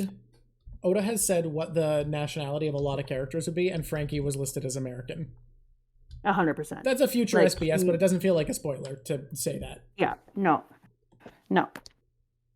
And when then they kick him into the room, I like that the fight ends up pushing both the noodle chef and the weasel dude into the room because I think it was really good for our fighting side to see that at that point they're just like, we don't like this lame CP9. So time for him to die right in front of them because it really shows exactly where they stand. Oh yeah, you want a bad guy to look bad? Have him kill his own side. Kill his own people, and you absolutely change the way that we all view them. Because generally speaking, like we're watching these things thinking that we're not just going to go off killing our own people. Like even if our people suck, we're going to protect them until they can gain strength. Thinking back to Dragon and the way that he protected Luffy and the Straw Hats when they were leaving in chapter 100. And so here, instead, to see him just be like, I'm Lucci, and what I'm gonna do is just finger bullet, hand right through you, totally killed. And you're like, oh, well, that's a different level of bad guy, isn't it now? Lucci's not a nice guy, it seems like. It seems like this Lucci guy might be trouble. Well, the problem is too big for you to go sticking your nose into, says Lucci. Some people are just born under unlucky stars. The best thing that they can do for the world is die. Excuse me? There are villains that come across with a lot of complexity. Lucci just comes across as just a bastard. Just a rat bastard. Just for example, an absolute bastard. If there were a demonic power capable of burning the world to ashes, and the only one who could awaken that power was an innocent little girl of a mere 8 years old, don't you think that girl should be killed for the sake of humanity? No. My God. I mean, maybe academically? Yeah. Cold little jerk. You see the argument there, but also, Jesus. Yeah. No, he doesn't give any of the shits. He's just absolute full ferocity. What are you trying to say? I'm explaining Nico Robinson's life to you now. Of course, she's actually a criminal, but in the beginning, she was just a little girl with a terrible power. So, a terrible power. This is when I was like, so was that her entire nation that they wiped out that had the power? Is this a power similar to the way that mantra is a power? I'll say my first time reading definitely was reading poneglyphs because like that's what Crocodile needed to use the super weapon he wanted, so it checks out for me, you know? Yeah. Do you think the government has a limit before they say they've gone too far? No, not in general. Not the government in general. Perhaps individuals, yes. But, yeah. The only way she can make people happy is by disappearing. That's her burden to bear. Practically speaking, she should have perished 20 years ago. I'm truly glad that she'll die before it's too late. I hate them. I think the capturing of Franky was super necessary. I liked having Franky with Robin later on, so it was super necessary. But I hate them so much. But take a minute to recognize that Usopp had already come pretty brave on his own. His mask is half off. We could see almost all of his face. He puts his stars out there. And then he grabs Nico Robin and starts running away with her, which is no small feat because she's 6'2", and gets her into the train, which doesn't matter because we find out that the Door fruit is, my God, the Door fruit is good. Door fruit's wild. Like, Door later on, oh, I can't say that either. What a bad kid I am. The Door fruit straight up lets you access the Dimension. That's nonsense. You made that up. That is nonsense. To just be able to open a piece of air in the other train and go in and take Robin back, this Door fruit is a cheat. I agree, Mix Mothman. I was a bit pissed about you it. escaped me? Too bad. I have the power of the Dimension. What the fuck is that? Yeah. Whoop. Oh, I'm just going to open a door beside you. Oh my God, Nami would kill for the Door fruit. You know how the power of doors lets you teleport? No, it... Oh, fuck. Guess you're right. Yeah, and they're like, oh, we did it. We got Robin back. Everything is perfect. Robin, you're here. No, don't do that, says Robin. They pull the train back with their barbed wire barbs. And then they're like, open a Dimension, pull through the people we want. I mean, it did help that she used Ochafleur's clutch and kept Usopp from being able to go over. But when I saw the door opening up behind, I was like, bro, that's just cheat code. You have absolutely cheat code on this.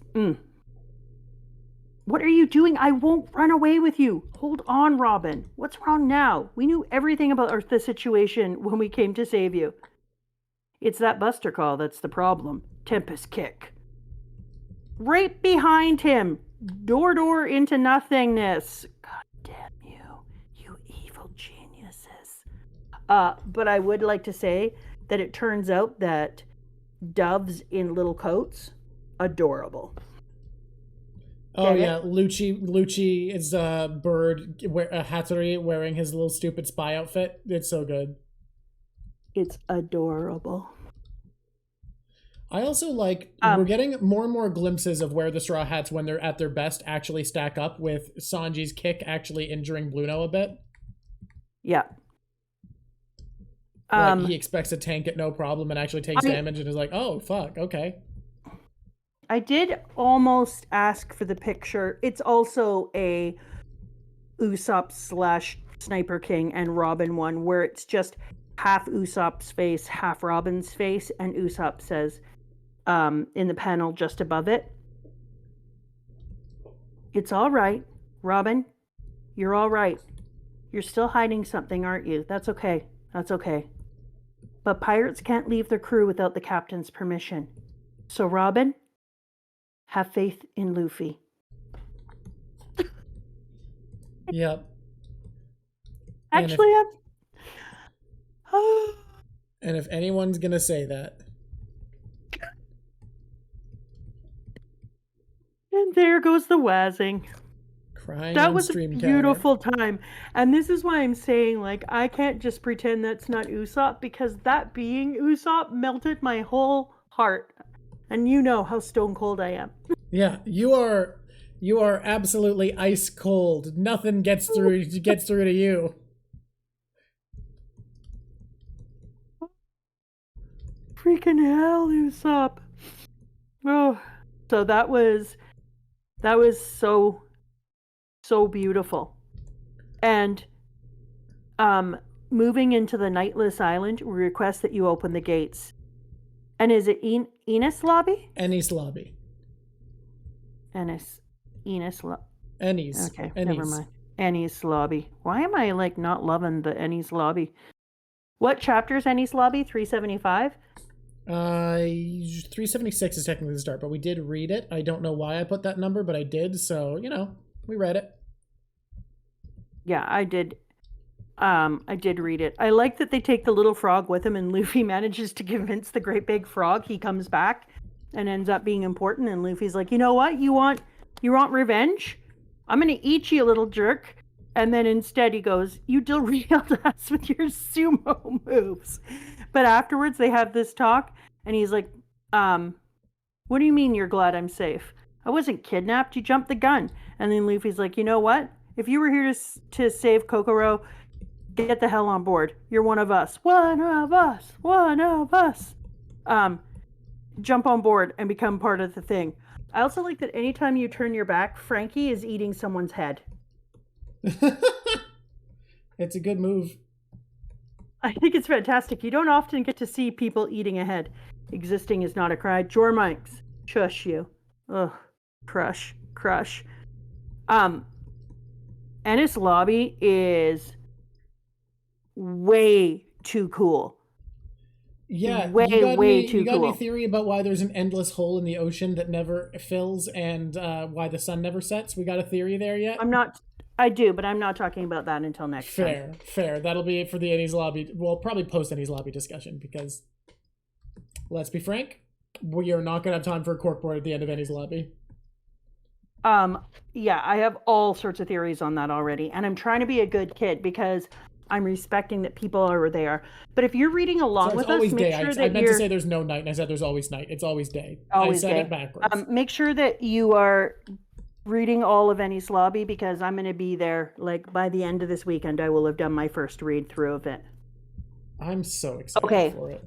I want to read this SBS. Well, okay, you do that, and then I want to go back to my bookmark I put in my brain. Okay.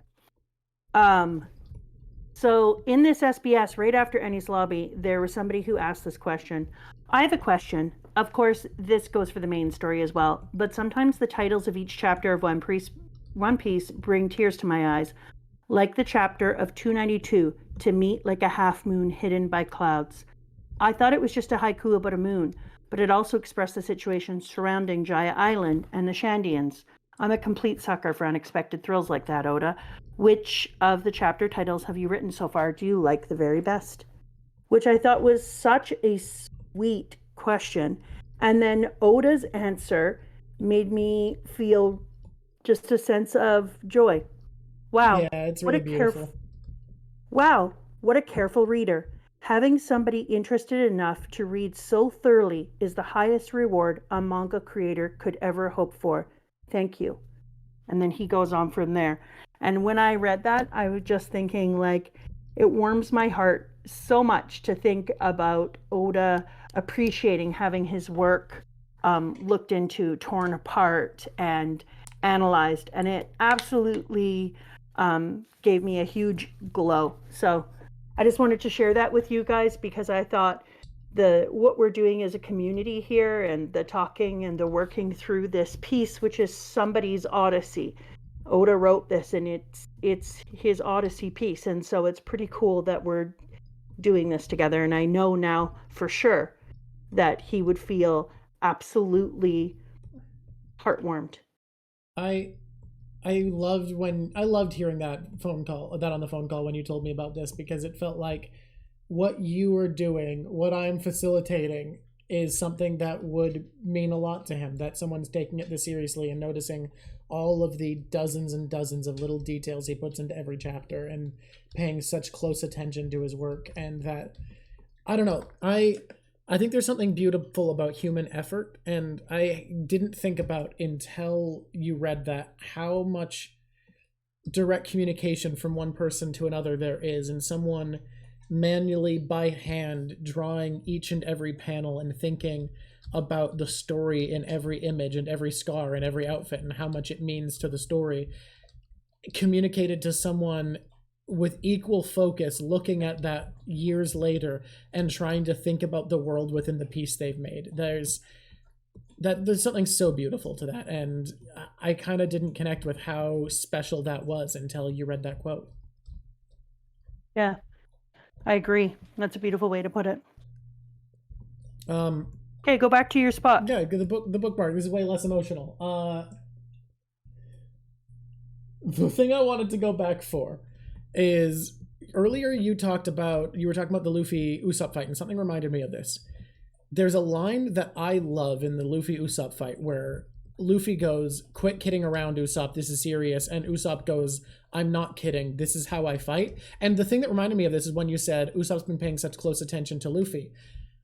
I think as much as Luffy would always do anything for his friends, I think he wasn't wrong that Usopp was going slightly unappreciated, because I don't think anyone took Usopp seriously. And other than Chopper, no one had ever seen Usopp fight. And they must have imagined that he was lucking his way through or something.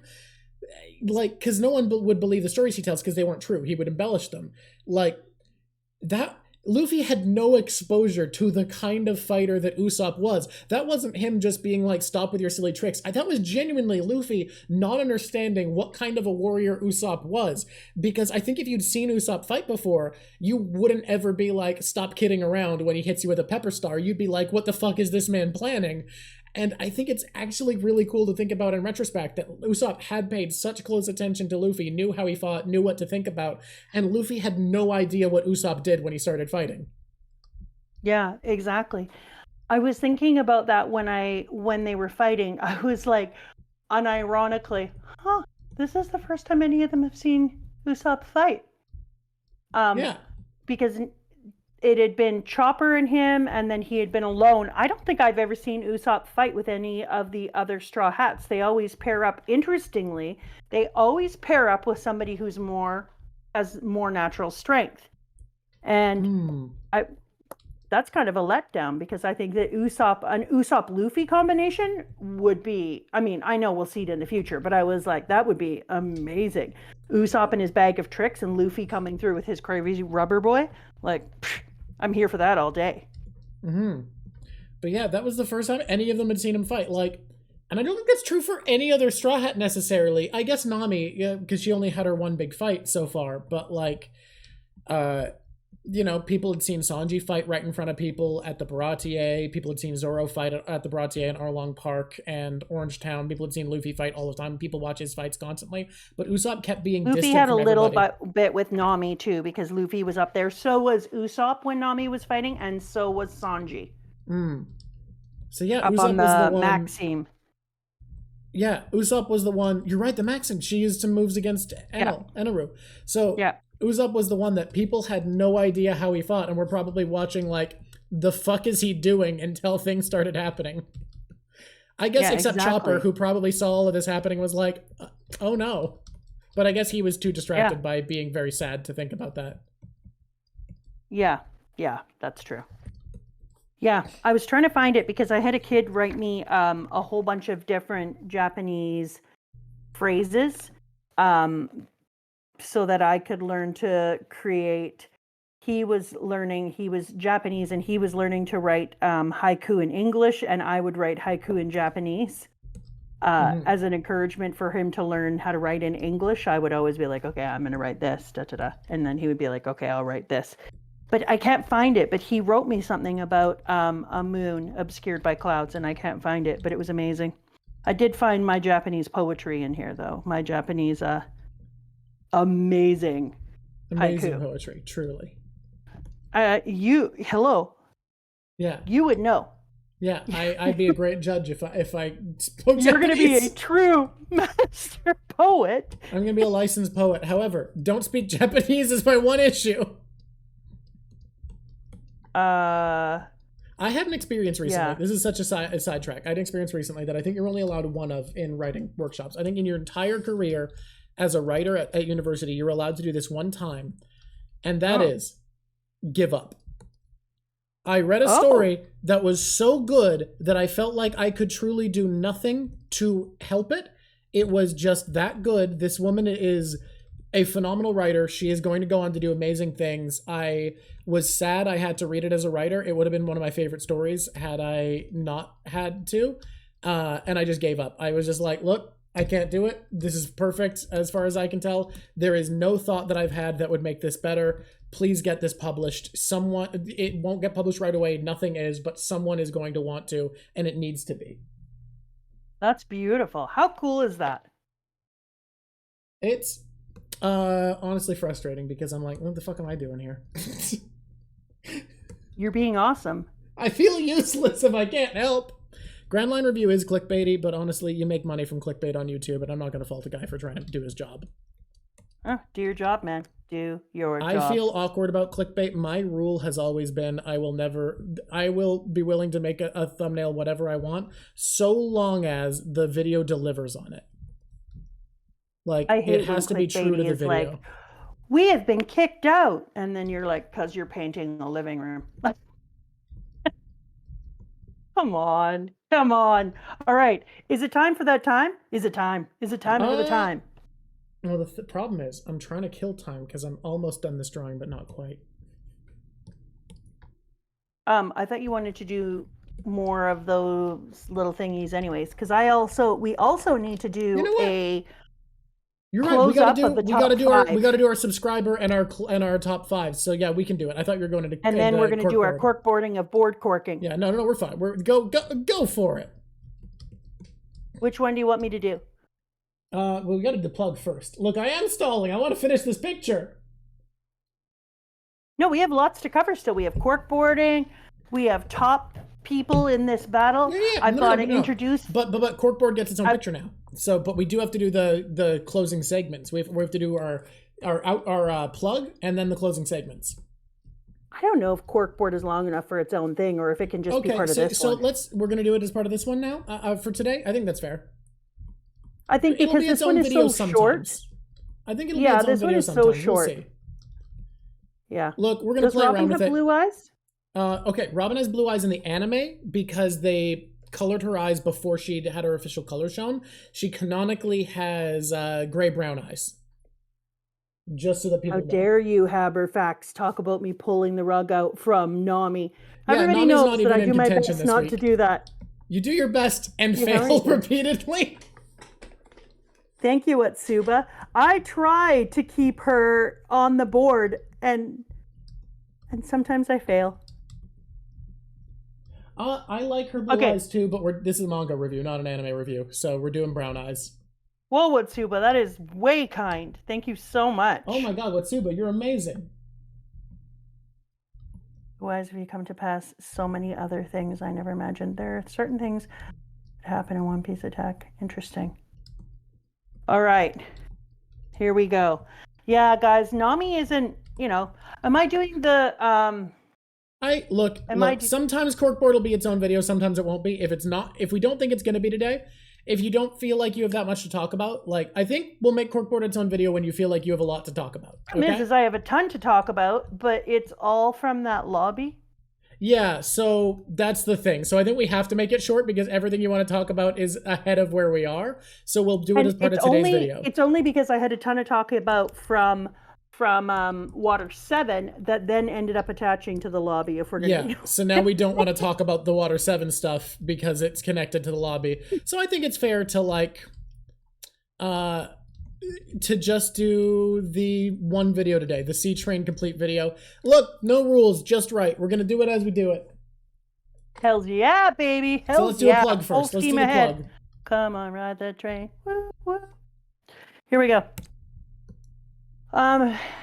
Shall I wait to the end to do the top 5 then and introduce the new Luffy? I think we will do that after corkboard today. Like the old days, like the old times. Would you like me to do top 5 after and we'll cork now? Well, we'll do the plug. We'll do the plug now. We'll cork and then we'll do top 5. We'll do outros. Or closing segments. Yes, I agree. I'm bored with this conversation. Let's move forward, shall we? The most important thing in plugging first is that all of our homies in the stream chat count us in and talk to YouTube. So everybody count me in and give YouTube a shout out. Get people to come and join us next time we're here. Yes, they said 5, 8, 6, 3. There's 3. 1. One of these days, the first 5 are going to count us in. It's going to be crazy. Okay, sorry. You interrupted the world's best opening. Yeah. Everybody in YouTube is crying now. They didn't get that. Hey, editor, leave that in. YouTube is like, I feel ripped off. She had the perfect tone of voice. It made me feel welcome. Editor, I leave it in when I chastise Mama for fucking it up, so you gotta leave it in when I get fucked up. When I fuck up and get chastised. It's only fair. Okay, here we go. 1, 2, 3. Hi, YouTube.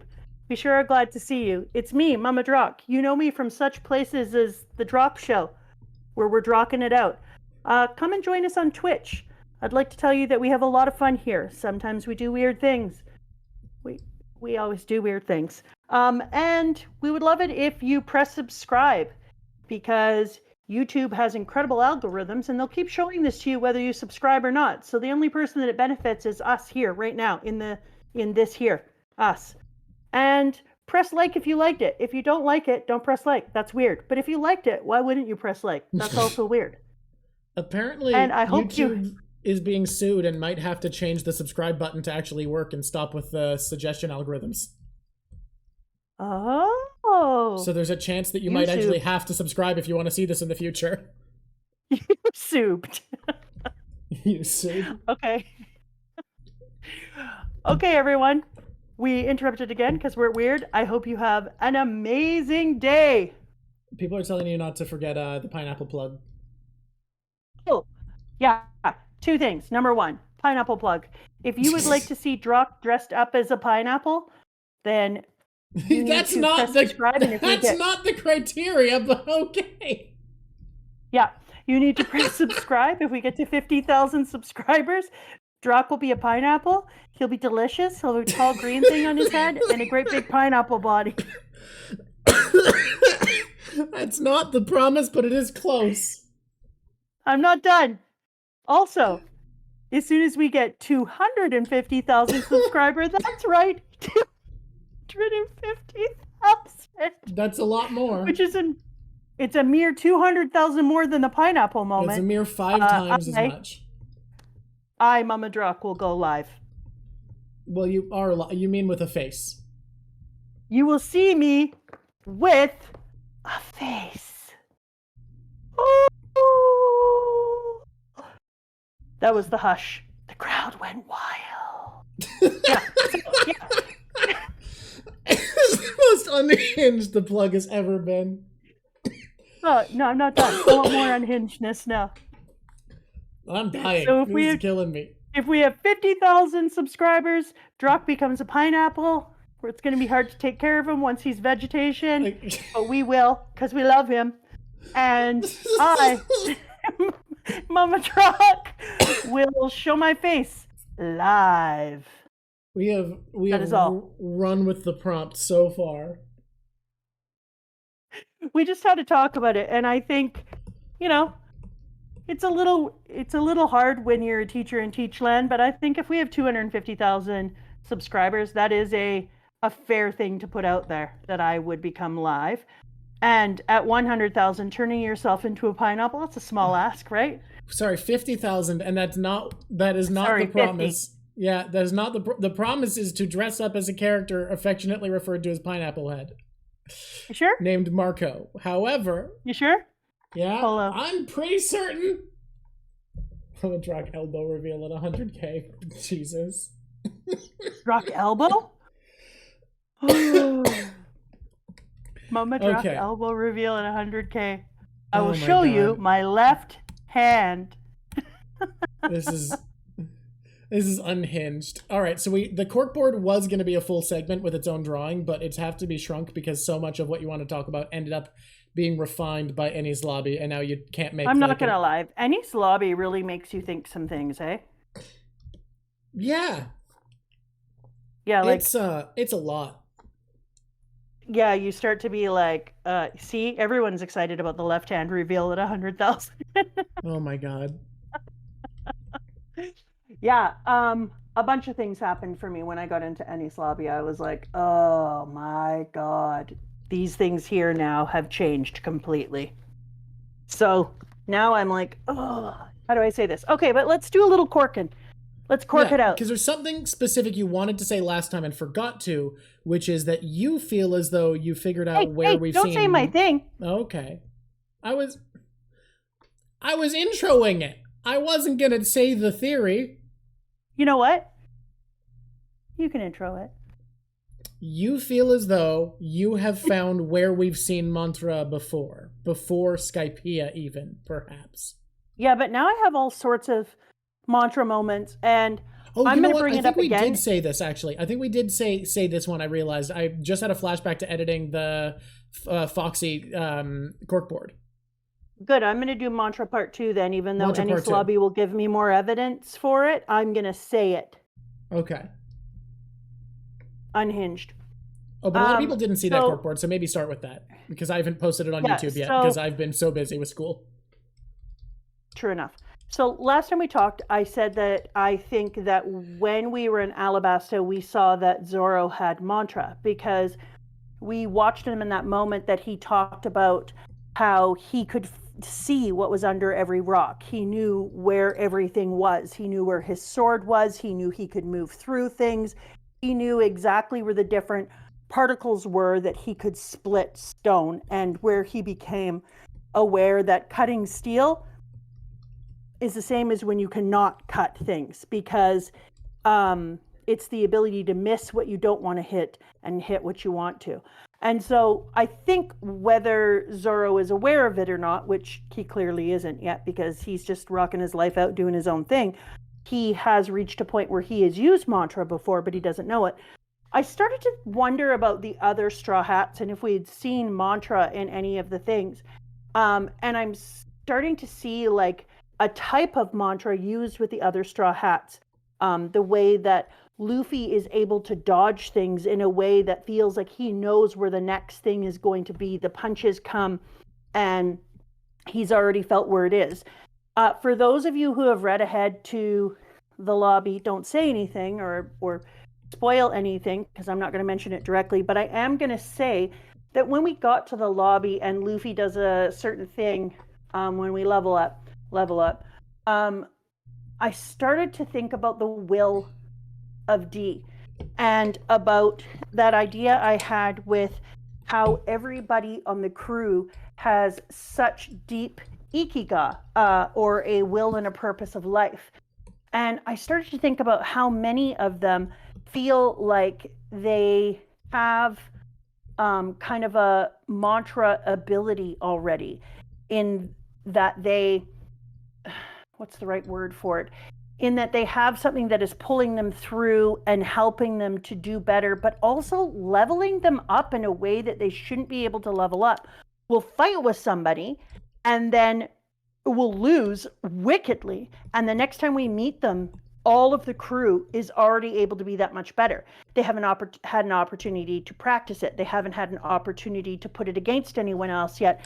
So speaking of Zoro, he learns to cut steel. He doesn't have to re-practice it in order to cut steel now. Now he just can cut through a train. He learned that thing, and now cutting through steel isn't even a thought for him. It just lives there. He leveled up, it's there. No more practice, no more trying, no more nothing.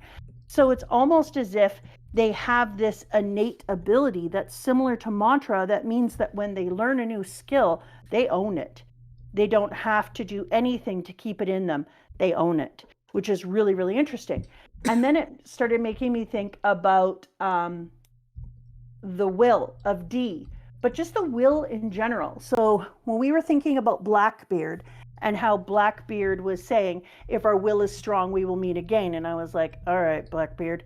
I'm now starting to kind of see the will of D, or the will, as kind of like the Force in Star Wars, in that there is this new level of being a person. And it is, for lack of a better term, because it is the only one I can keep using again and again, the will. And the will is like when it's connected, when your will is connected to your ikiga, to your purpose, and to a devotion to a thing that means so much to you, it kind of turns on a superpower, a mantra if you'd like, but it turns on something inside of you that levels your capabilities to a different area, and you're able to do things like lose a fight and figure out how to change, how to win, and the next time you see them, without any practice or other change or getting a new weapon or whatever it is, you're different already. Does that make sense? Did that make sense? It makes a lot of sense, and it is something I had observed as well when I was a first time watching. What I found interesting, this is all first time observation stuff. What I found interesting when I was observing it is like, it feels like getting stronger conceptually, but it doesn't feel like physical strength. It feels like something else is happening. Yeah, precisely. That is precisely what it feels like. By the way, I'm gonna send you some things. Oh, I owed the boy a treat from earlier, and now he's done with his peanut butter, so I'm gonna summon him. Come here, boy. Come here, buddy. Yes, everybody needs to see the boy because the boy is awesome. That's a song about the boy. Peanut butter, little guy. You done? You done? Mwah. Cute little man. I sent you some weird stuff. Go look in the Drock show, and then you can put those on for people to look at. Oh my god, this is so many. I'm not gonna get them all, but we're gonna get some of them. Everybody, we're ready to see the corkboard? Pardon? Ready to see the corkboard? Did you get them? Can you put them up for people, and then I'll go on? Yeah. So as you start with the corkboard, I'm going to put them on screen for people to look at. By God. Hey, don't make fun of my ugly little Luffy. Every single time that something happens to Luffy, I'm going to take him down and work on him a little bit more. I'm going to make members of the entire crew eventually. And there you can see my giant whole cork board, and you see my changing color amazing cloud at the top. But the thing that you see on the left is the shadow of darkness, the thing that looks like a cloud with stuff coming out of it. The things that are coming off of it are places for me to write about the shadow of darkness and what it might be and where it's coming from. This part here is the connection of Robin to the poneglyphs and to the, she doesn't want to be connected to them, but she is, to the major weapons. And no, that's Monkey Lee Doofy, not Monkey D. Goofy. Monkey Lee Goof. Monkey Lee Doofy. No, Monkey D. Goofy. Oh no, that's a different thing. Never mind. It's phrased differently. Yeah. But yeah. That's up there on the top, and then the center is the compass rose part. And can you go in on that center one with that shows the compass rose so I can talk about that next? I will go grab that in a sec. Well, you have it on that one to your right. But we have a zoomed in picture. Why not just use it? Do we? Okay. Well, you sent one. Hey, that Luffy doll isn't funny. That Luffy doll is amazing. He reminds me of what he's connected to. We are zoomed in. So you see on this one here, I haven't put everything on, but I've put in some of the people that I think are attached to the different areas. You can't see it, but I have Ben Beckman and Usopp the sniper and Usopp the sniper and Lucky Roo in here as well. But the reason that this is super important, you can't really see it in this one as much, you might have to zoom in on another one, is because on top of it, I put the symbol, thank you for doing that, of the government, because it aligns perfectly with my thinking of the compass rose. However, so this you built the symbol before you'd seen the government symbol, but before you'd taken it in, really. Yeah. So interestingly, when I saw this, I was like, whoa, my idea of the compass rose and the 4 directions being important with Luffy in the center as the god is the same as the symbol of the government. And when I noticed that, I kind of put it lightly over top of them now so that I could overlap the two of them, which made me start to wonder about whether or not the thing that is the shadow of darkness, when I said maybe it has influence in the government, I was like, maybe the thing that has the shadow of darkness or is controlling that shadow of darkness knows about the system of divinity and is using that same system as a method of control within the government, and that the government itself also has something that is similar, which is why they use the same symbol, because the thing that is the shadow of darkness would know to use the symbology the same way that when Romans go to different parts of the world and they were conquering, they would always take the symbology and religion of the place that they were in, but then just slightly tweak it in order to meet with the things that they thought were the most important, right? And so that's why I have a big connection that's going between the shadow of darkness, the council of elders and government, and this symbology now. Yeah, Christianity too, but in this case, I'm using it as something else. And so I thought, ooh, isn't that neat that this is a thing I came up with? And then I started to look at the symbol of the government and I was like, oh, hey, baby, I see you. I see you being the same thing. And then moving on to another thing, do you need your space back so you can draw, or are you just drawing underneath? Oh, no, I need to draw. Yeah. Yeah. And then moving on to another thing, from Water 7, I started to think about how Tom was talking about being friends with, or at least meeting up with Goldie Roger. And so now I've decided that Goldie Roger gave Tom the blueprints. 100%. I've decided that. All right. That's my new canon because I'm building stuff off of it. Marked and here's why it matters.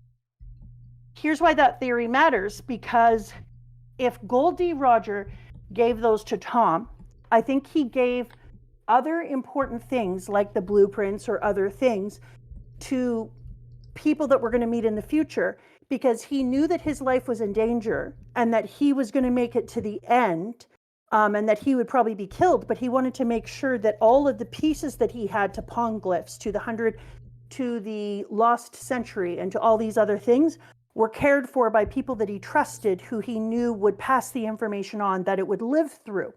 And so I think that we meet Tom, and this is just one person that we're linking it to, but there's going to be many other people along the path that Goldie Roger had time with, who he left clues with or important information.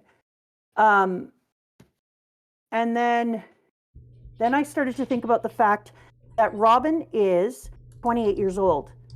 And Robin being 28 years old is perfect because Goldie Roger died 20 years ago when Robin was 8. And when Robin was 8 was when her entire nationhood was wiped off of the face of the earth. I'm sad to say that I think that Goldie Roger told Tom about who Robin actually was and what she was capable of, but I think that this is probably a truth. And so I think that that Goldie Roger knew of what happened to when she was sick. No, she's 28 years now. Was he dead for 22 years, not 20? Oh, interesting. I thought that he was dead for 20 years, but it still doesn't matter. I think that he knew of Robin's people and what occurred. And I think that he knew why their nation was going to be in such a struggle and have so many problems, and their ability, whether it was the ability of reading, whether they knew information that they shouldn't, or whatever it is that ended up having them all killed. He knew that this was going to happen, and he could have told Tom about these people. And then when Robin survived, Tom decided that Robin was a super, super big danger for all of them. And so that's why he put her on Reed. And then, oh God, I wrote cry, cry, cry here. If I can lose the crew. Then I thought about this idea about... People are pointing out Roger died 22 years ago, not 20. Yeah, I read that. That's why I said it wouldn't matter. He would still know about her people, what they were able to do, and why the government wanted them to be gone. Because Goldie Roger had been traveling the ocean, collecting these things and taking the information from one Poneglyph to the other to get to the end, to where Laughdown is. So he knew. So he knew if these people had this information, that was going to be a serious problem, and that they would be murdered or persecuted or something to keep their secrets suppressed. I know he knew because, in my opinion, he went up to Skypiea because he also knew that Skypiea had been skied in order to move the Skypieans up there with the bell and all their information so that nobody else would know about it. And then I started to think about, sorry, I'm standing up so I can take a look at my board of joy, Luffy, and about how Luffy is changing, and how the Long Island ended up being so much more important. And I'll bring it up again when we get to the lobby, but the Long Island ends up being so much more important already. And it's going to be funny how many times I think it might be, good night, it might be important later on, because I just love the idea of an author being like, oh yeah, this is just a little throwaway, don't think about it. And whenever somebody does that, there's always sneaky stuff there, right? Like, you're just hiding it. Hiding in plain sight is the best. And so Luffy losing his crew so casually, having Chopper just taken in a game because Luffy wasn't careful enough, and just stealing away Chopper from him, and Luffy realizing how easy it was to have somebody taken from him, was reminiscent totally of Zoro, and the way that his sparring partner was taken away from him by falling down the stairs. that there's something so brutal about losing somebody important to you casually or through recklessness. And I think that that is a defining change for Luffy, which we're going to then see inside of the lobby, that he understands now. And you can start to see it inside of the train when they're going through this whole thing in Water 7. And then they get on the train and they're like, Luffy realizes to himself, like, I will go to the end of the damn world for Robin. I will not have a single other crew member taken away. And then when he and Usopp fight in Water 7, that's driven into him now. All of your actions have meaning. Everything you do changes the way that you interact with your crew and whether you'll get to keep them. And without a crew, without your found family, you're nothing. You're never going to be able to reach your goals. And who would want to be? And then Usopp says it, which is why I will never allow him just to be the Sniper King, because it's so important. Because then in that panel, Usopp says him, have faith in Luffy. Because Usopp realizes how important Luffy's dreams are and how important Luffy's perspective is and what an actually good captain he is. And he says, have faith in Luffy, because he can see the growth and the change that Luffy has made. And so I think that there's kind of this combination moment where it felt like he just lost Luffy at the toss of a hat because he wasn't careful enough with his words. He lost Chopper at the toss of a hat because he accepted a battle without thinking about it. So there's all this casual way of losing people who are your world, the same way that we have somebody pass away falling down the stairs, that it feels so like nothing and yet everything is taken from you. And I think that's why this stretch of story feels so powerful, because Luffy's emotional attachment to an arc is usually that he meets someone who's personally involved and he likes them and takes on their mission. Whereas this whole saga is deeply personal for Luffy. From Long Ring Long Land, we are trained that Luffy's trained to be terrified of losing a crewmate. He sees how easily he can lose them, and then he sees how weak he is with Aokiji, how easily someone can with force take apart his crew and destroy everything he has, how he's not strong enough to protect them. And then, because by rights they all should have been dead. That dude could have just killed them all. Yep. And then he has to fail on a personal level to keep Usopp under wraps, to help Usopp feel comfortable in the crew, and Usopp leaves. Like, saving Robin is Luffy proving that he is strong enough emotionally and physically to hold his crew together and protect the crew as a unit emotionally and physically. And I don't think anything we've seen thus far has been as personal for Luffy. Yeah, I agree.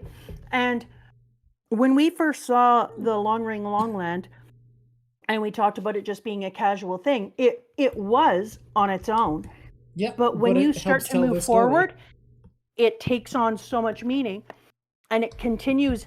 I think that it was like the prequel or the preamble to a longer story that he wanted to tell that would be told in multiple arcs, because it feels like Water 7 is connected to it, and it felt like the little piece in between, the train one, and now going into Enies Lobby, they're all connected. They don't feel separated yet. I feel like I'm reading the same arc still, just in different locations.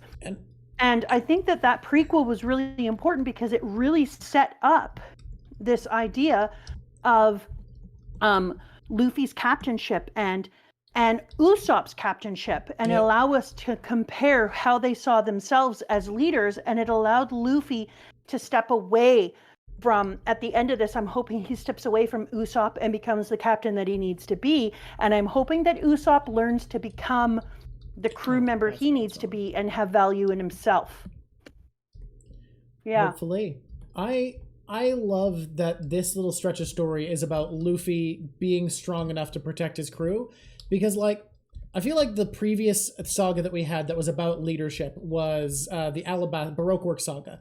And that one, the way it was challenging Luffy's leadership was about being willing to make hard decisions, being willing to be strong. But this is about coping with loss and failure and being strong enough to just hold your crew together. And, like, the challenges of being a leader in such a deep personal way. And I really like that this is a story about loss. Like, that's what this section is. It's about losing and being strong enough to keep going, and what it takes to succeed in the hardest times, and connecting that to Luffy so personally when usually he's second person connected to the impetus of a saga is really interesting. Yeah, you're right. The shadow of darkness now that the whole world is under, I have just inside of the government 100% right now. Okay. I have a connection between the Council of Elders and the shadow of darkness. Ooh. Because I'm just wondering where it's coming from. Do you want to make that a prediction? I'm wondering if those two are connected.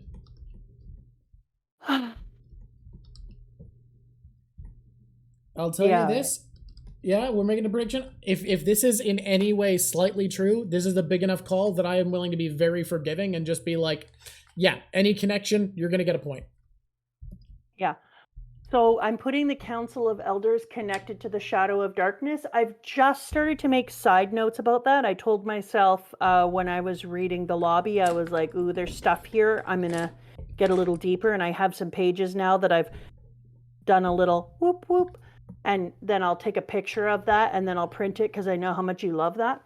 And I'm going to go through my Council of Elders and I'm going to give them planets soon. Ooh. I'm going to give them names and see if I'm right. Jupiter, Mercury, Venus, Mars, and Saturn.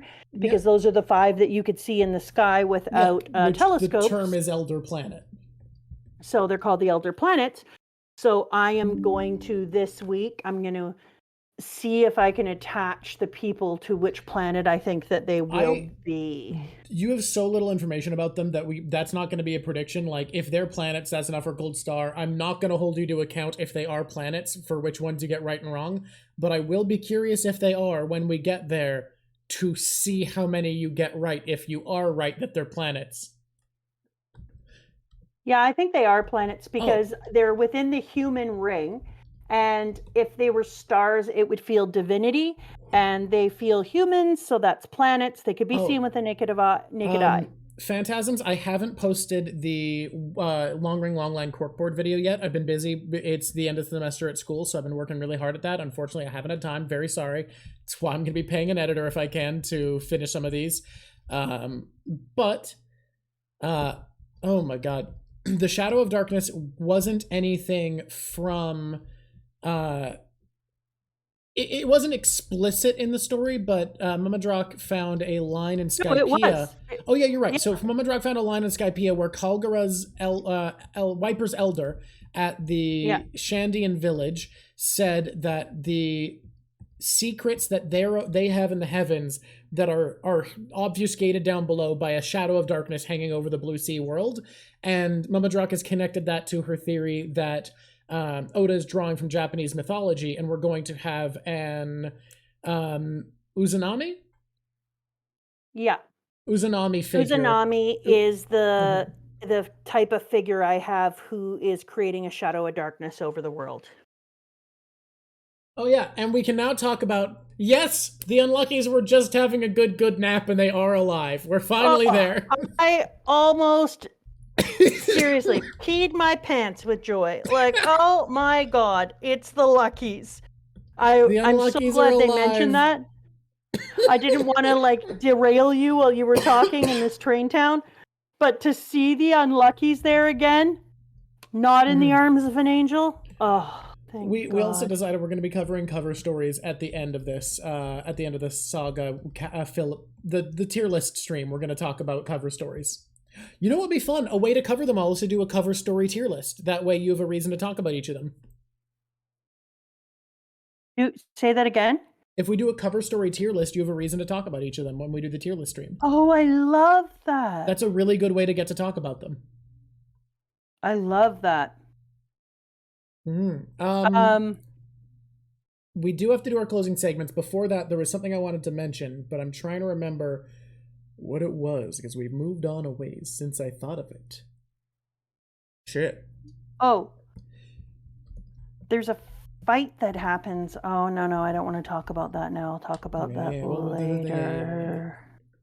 What Well, there's was it just a I fight wanted that to happens know? where the shadows Jeez. are wolves. Interesting. And I want to talk about that because I started to have this theory about the shadow being able to be seen in shadows, that maybe you could see the people who are, and this is, let me tell you, when I say that this is some tinfoil hat shit. Yeah, this is some definite tinfoil hat baby theory time where I have like nothing but a single frame, where you've got two people who are fighting, and they are definitely not dog or wolf shaped, but as they're fighting, their bodies look like wolves within the shadows only, nowhere else. When you see them fighting, they look like people, but in the shadows, they look like two wolves fighting. And I was like, could that be a sneaky way of getting to see if somebody has been shadow impacted in the shadows? So, baby wolf time. Also, I'm again thinking about the D. Oh, yeah, the D. Time to talk about the D. Yeah, so you do need one. Yeah. A tinfoil hat, that is. Okay, so I think that the D is not family related. Okay. It's something else. Even though time and again, like, people say that family is questionable and blah blah blah, and that family is this and that family is that, when they're talking about the D, I think the D stands for something else and non-family related, and that the D is some kind of name that you can be given when you're within this type of a group or this type of a thing, rather than necessarily being just family. So you can take on aspects of people or be given inherited will, if you will. As my great good boy says here, one's dreams, the ebb and flow of time of the ages, inherited will. So it might be an inherited will piece. Okay. These things cannot be stopped. An inherited strength of will, and I'm wondering if that has something more to do with the D, the inherited strength of will. This person, you can be given the D. I can't even with this. It's a thing you did say. But there. Okay. Every time I talk about it, I'm like, time to talk about the D. I'm always like, it's such a stupid thing to say. But here we go. Here we go, Oda. Oh God. There's going to be a lost land. 100%. I've been looking at some stuff. Somebody said something like it, and I caught on to a thing that they said, and then I've been looking at some stuff about predictions, and now for me, I've got a actual, you can see it in my corkboard, it just says lost land, and now I'm just searching for evidence of it. And that's just how that goes. The long ring, lost land? Someone pointed that. The long ring land? Lost land, someone is asking about in chat. I just think it's funny. I just think that's funny. Cheeky monkey. And now I just want to put out there to you guys, because I like to tell you some of the questions that I ask, because I think that one of the things that's interesting for people is they ask how I come up with things, and I question, and then I look for answers. When a question comes up for me, I assume it's because my brain has caught on to something that I haven't noticed out loud. So I ask questions, and then I kind of focus on that question and let it walk me around. Land of the Lost. No, there's some land. Remember when I was talking before, I said, oh, maybe the One Piece could be something like a lost land, lost people, lost whatever. There is a lost land that is going to come out. Okay. Somehow, some way. Okay. Lost land come out somehow. There. You could put that in my pedal goes up moment. We have it. Okay, here's are my questions that I'm asking about devil fruit right now to help me try to figure out what's going on with devil fruit. What's going on with devil fruit? Number one, are devil fruits good or evil? Yeah, great question. I want to know if they're being created for the use of good or the use of evil. How long have devil fruits been a thing? How long have they been inside of the world? why are people thinking about devil fruits, and why and how long have people and non-people, apparently guns, been able to eat devil fruits? Who chooses what devil fruits get made, and do they have certain devil fruit powers they want to be on Earth for people? I know that now. I know the government isn't making it. We gotta leave your evidence here, because the evidence you're about to say is from the future. I know. I was just going to say, but that's for future you to find out and present me to not talk about. But I'm starting to ask more questions about the devil fruit, because it's time. I think the devil fruit is connected deeply to some really important things now. So now that I think the devil fruit is like a key, I think he's hiding secret, sneaky things with these devil fruit. And so now I'm going on a devil fruit dive, because I think it's a key to knowledge that we want to have. Mama has seen maps of the One Piece world, but I'm gonna tell you, the fact that it makes an X is like, is just a necessity of there being 2 rings around the world. Yeah. Devil fruit specifically. Yeah, we did some stuff in the other area that we could talk about that next time. I'm not allowed this time. Franky's flash rat brings up some ethics on whether something is considered good or evil. Exactly. True. Yeah, no, exactly. And so now I'm starting to wonder, like, if you can find out information about the devil fruit, if we can figure out who makes them, why they're making them, I think it's going to connect a whole bunch of my other things together. So it's time to get a little devil fruit focused. Yeah, baby. That's me looking at Luffy. I'm telling Luffy. It's awkward Luffy and I, and we're going to cut through it together. And then are we going to find out the other stupid 7 warlords? I'm getting sad not knowing who they are. It will really help me. Look, we're going to find them, but you gotta have some patience. Have you heard about me? I don't has the patience. So there's one more thing I wanted to say, okay? Wait, magic circles. Magic circles. Okay, so this is the last thing before Why do the Council of Elders have magic circles? Who gave them magic circles? I don't think that the Council of Elders got magic circles on their own. I'm starting to wonder if magic circles are a piece of good or evil, because these magic circles don't belong to them. I don't think that the Council of Elders can make a damn magic circle, but they're painted all over their walls. And the magic circles feel, when I'm looking at them, like they have the mark of divinity all over these babies. And so it makes me wonder what divine creatures are working with the Council of Elders. And be they gods or be they demons? Or be they demons. Yeah, exactly. Be they gods or be they demons. But what damn people or divinities or whatever have given the magic circles to the Council of Elders? And how long did they have them? Who are they bringing there? Who is using these magic circles? And why? And so there are 2 things now that I am focused on, and it's magic circles and devil fruit, because I think there's a big connection between them. Interesting. It's so curious because magic circles, depending on where you look in media, are like super good or super evil. Like they can be protective charms, they can incur good pagan gods, they can be symbols of protection, they can be symbols of love, or they could be used to conjure devils and demons and bind them to your will and commit sacrifice in the name of a dark god. Like there is a lot of meaning in a magic circle.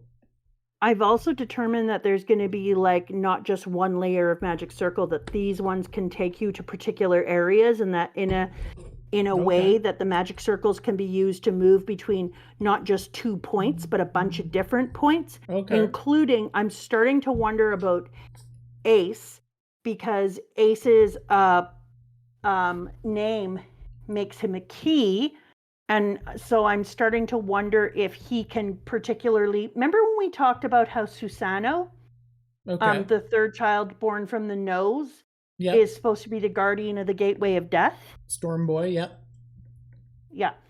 So now I'm wondering because who is Susanoo? And Luffy is sun god. I don't think that Ace is a god, but I've got to be willing. I've got to be willing to be wrong on that, right? Like I have to look at whether I'm wrong about the directionality, and if because he's a not second in command, but second what? Second division commander. Because he's a second division commander, I have to be willing to be right or wrong on this. But I think that there's some connection between getting through a gateway of death and Ace, because his name is Portcall. Yeah. And so now I'm wondering, when I'm looking at this Susanoo thing and how this person is supposed to guard it, I'm like, why would we need to get through? And are we going to see Ace go through the magic circles? And when are our crew? I'm going to predict our crew are going to use magic circles. I'm going to predict that Ace is going to try to break into like a gateway of death. Why do you want in there, Ace? I don't know. Maybe that's where we go to find the person who's so bad and go down to fight them in the future, or to try to stop them because of the shadow of darkness. I don't know. Okay. I don't know. But that's something I'm kind of thinking about now. Yeah. Why are you staring at? Why are you saying nothing? Is it time? Because what I want to do, a lot of the commentary I would have is, this is going to be very interesting in the future. And all that tells you is there is something about what you said that is somehow going to be in some way interpretable in the future, which is it's not good feedback. I wouldn't call it even the not a spoiler counter, but it's not helpful. Well, I have theories and I can't talk about them, and that's all I'm going to say. There's some theories I'm willing to say out loud, but there's some theories that are... Down. How do you phrase that Ace prediction? Ace is somehow connected to the concept of a gate to the underworld. I feel like that was I think that is, we give it a generous interpretation. Well, Ace is a key, and Ace equals key. Lame name, shame, game fame. Ace equals key is good. I don't know if it's key to the underworld yet. I know that let's key make is it two predictions. To be... Ace is key, and Ace is connected to gate to underworld. Yeah, because the reason I started to think about it is I know that we have ports in lots of different stories. And what'd they say? They've had a whole saga about an owl. Don't worry. I'm sorry. I couldn't. It's so funny. Okay. So I'm starting to wonder, like, what is Ace going to be the port key for, the portical for? What's that story that I both love and hate by Terry Goodkind? The Sword of Truth. Wizard's First Rule. The Sword of Truth is the series. It's a series where it feels like you're reading a normal book while you're reading it, and then if you sit down and think about it after, you go, what the fuck? Yeah, exactly. And that's why I was like, this is great. And then I stopped and was like, oh my God, man. I don't have words for you. And when he always talks about gate keys and using these types of pathways, he has a whole system around it. And I was going to look at his thing again, although I don't like it. Mythology that Oda also pulled from. That's always possible. That's what I'm wondering. So I can't search up Oda's directly because I can't. It'll give me spoilers off the yin yang about everything. You can't. But I thought that if I went in about One Piece without a spoiler, that's just how it is. No, exactly. Everything you search. But I thought maybe if I go through Terry Goodkind and find out where he got his inspiration in this Sword of Truth, yes, that is the right feeling, Fizzy Bomb. That maybe I could look at port keys that way. So that's what I'm going to do now. I'm going to try taking it in with another angle so that I can look it up a little bit more, because I'm trying to also prove myself wrong about a forbidden prediction. So here's the thing I want to say before we move on to closing segments. You talked to me earlier about how you were going to act completely convinced that Luffy is a sun god and that I should go along with you instead of saying maybe and being wishy-washy. Here's why I'm going to act uncertain. I didn't say you should go along with me. I said that when we're having talks like this, I want to talk about it. Like, for me, it's canonical. Okay. I will say, when we do that, I will put on my we're going to just say it's canonical for the sake of conversation hat. However, if I were to do it in general and you were wrong, I'd be gaslighting you, and were you right, true. I would be letting you think in advance of the story and have more certainty than you should have. So, I think the only thing I can do is continue to be as ambiguous as possible about everything. But then when you want to talk Sun God, I will put on my Luffy is a Sun God hat, and we'll be in the play space together, where I am going to say whether or not you're right and wrong. We are going to be saying you are right for the sake of your dive. Well, for me, I'm treating it as canonical. I have a book. You can see it when you look at You do have a book called Luffy is a Sun God. Yeah. I don't know if I have a picture of it available right now. Yeah, it's on my board. You can see it right underneath the round thing. There you go. Go to the right and down, and then go in. Zoom and enhance. No, you're on the wrong one. It was off to the right. That one. Now, if you zoom in on that one. Yeah. And then go over. There it is. There's only so much zoom I can do. I don't like to move my canvas. That. Put a circle around it. Come the fuck on. Come the fuck on. Computer! Oh my god, it's saving recovery information. Well, I wanted a red ring though. Computer, that's okay. I hate you. That's my Luffy is a Sun God book. Yeah. I'm up to 15. And for me, that's canonical. I looked at my evidence again and have decided that I'm just right. And so I'm treating it as if I'm just right. And then but I do have, just so we're clear, I have 8 reasons I'm wrong in the back of that book. Oh, okay. Yeah. Because I think it's important that if I decide, like if I'm going through all the things, then I'm like, you know what? This doesn't work. I need to look at the reasons I'm wrong, because that would help me go in a new direction then. But I'm acting as if I'm correct as a way of letting myself move ahead so that I can start to make new predictions. But I'm also collecting evidence that I might be wrong.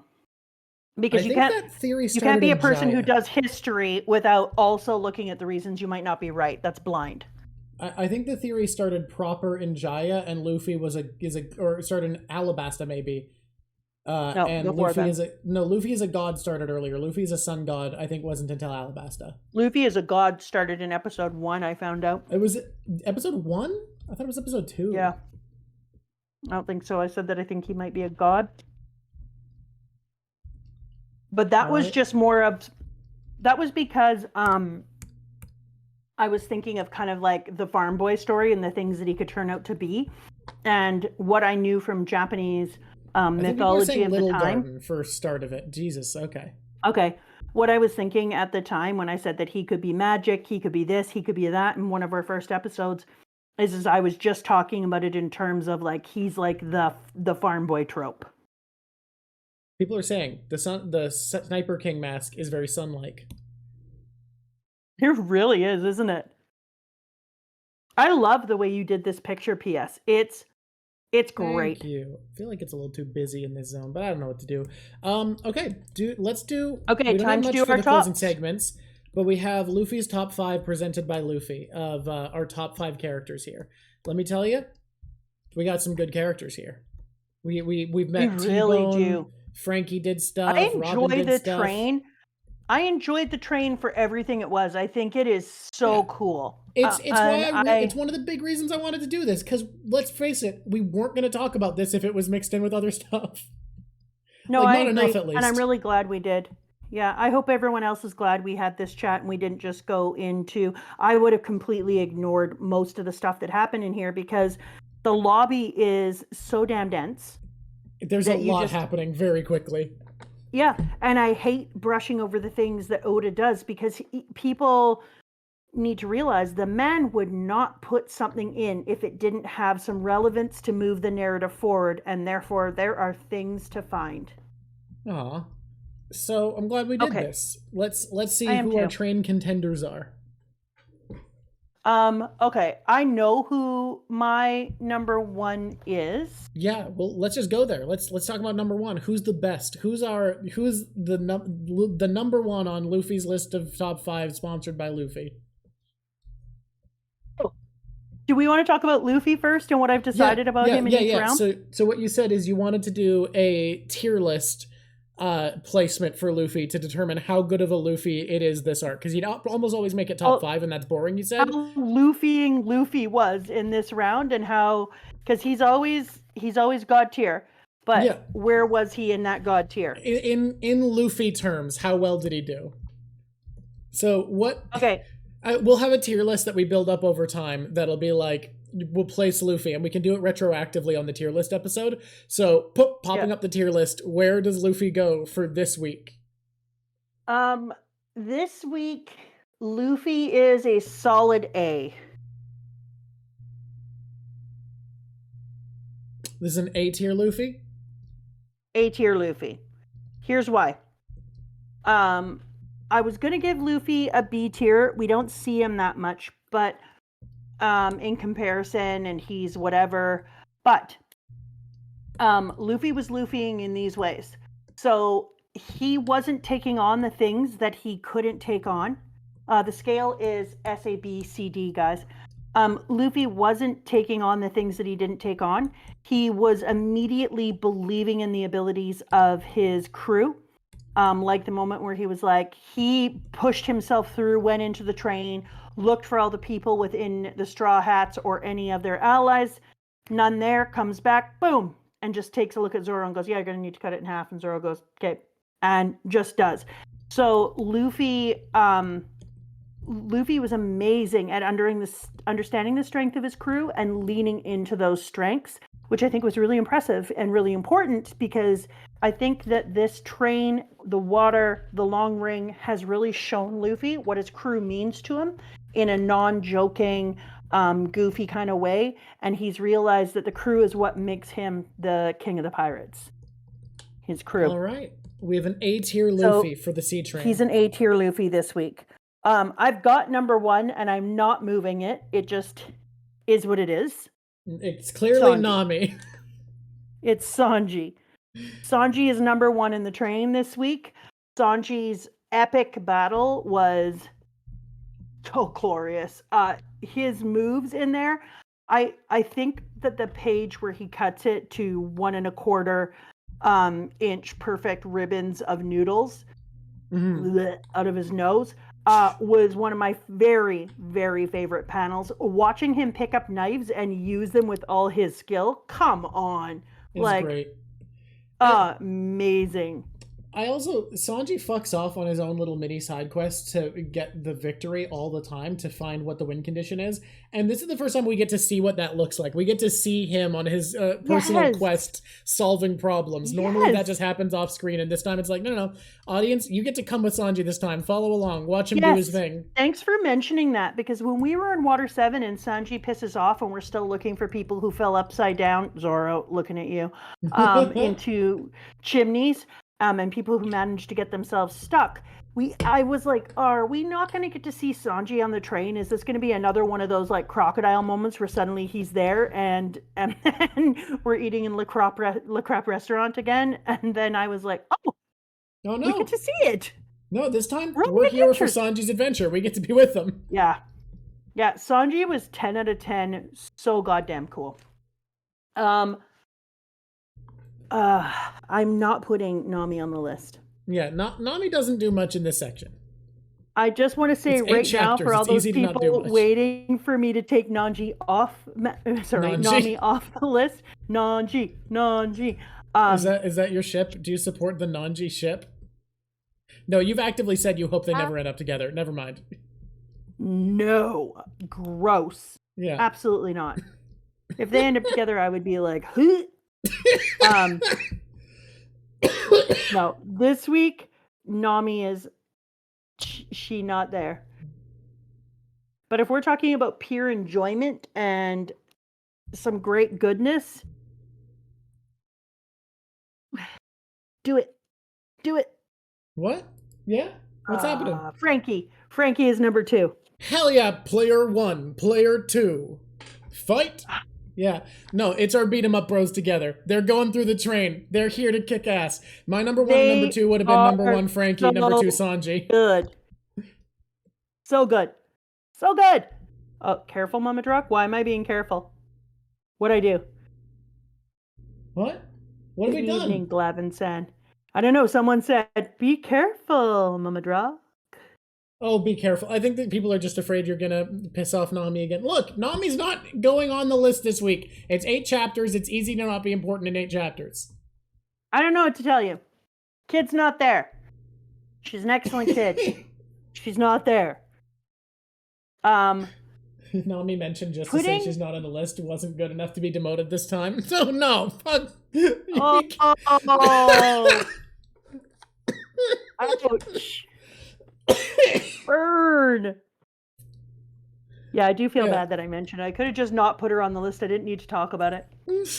So we have Franky. Cyborg Franky is here to kick ass, take names. I really want someone to make a side-scroller beat-em up of the Sea Train that you can just play as Sanji, Franky, or even just Sanji and Franky, just going through the train. They're the beat-em up brothers. They're here to kick ass and take names.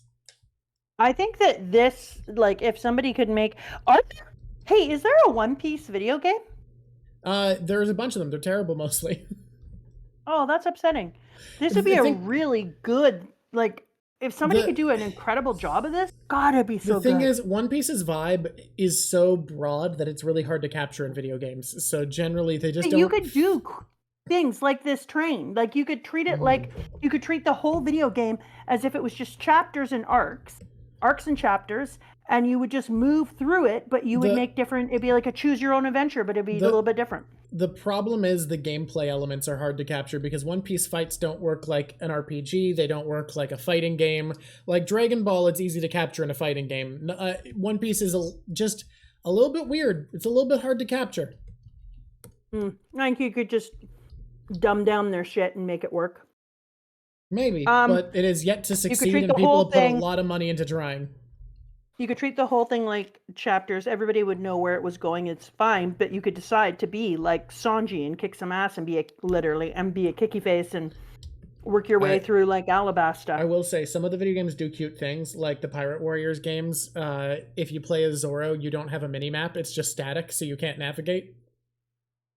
That's amazing. And if you play as Sanji, you can't deal damage to women with your attacks. You can knock them around, but you'll never deal damage. That's amazing too. Yeah, there are some cute details in a lot of the video games. Okay, when I'm thinking about giving me joy, and I hate doing this because people are all going to be like, rah, rah, rah. Okay, but I don't care. No, number 5.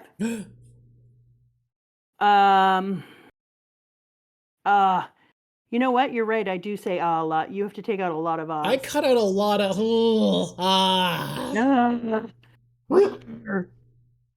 Okay. Number 5.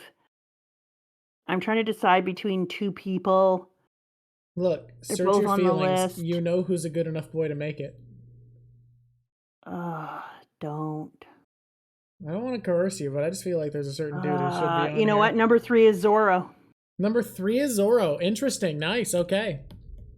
He cuts a damn train in half.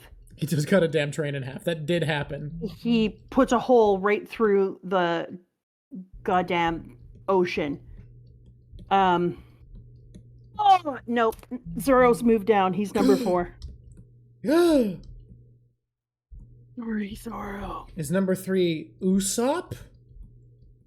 Yeah, it's Usopp. Cue the memes. Slash. Yep.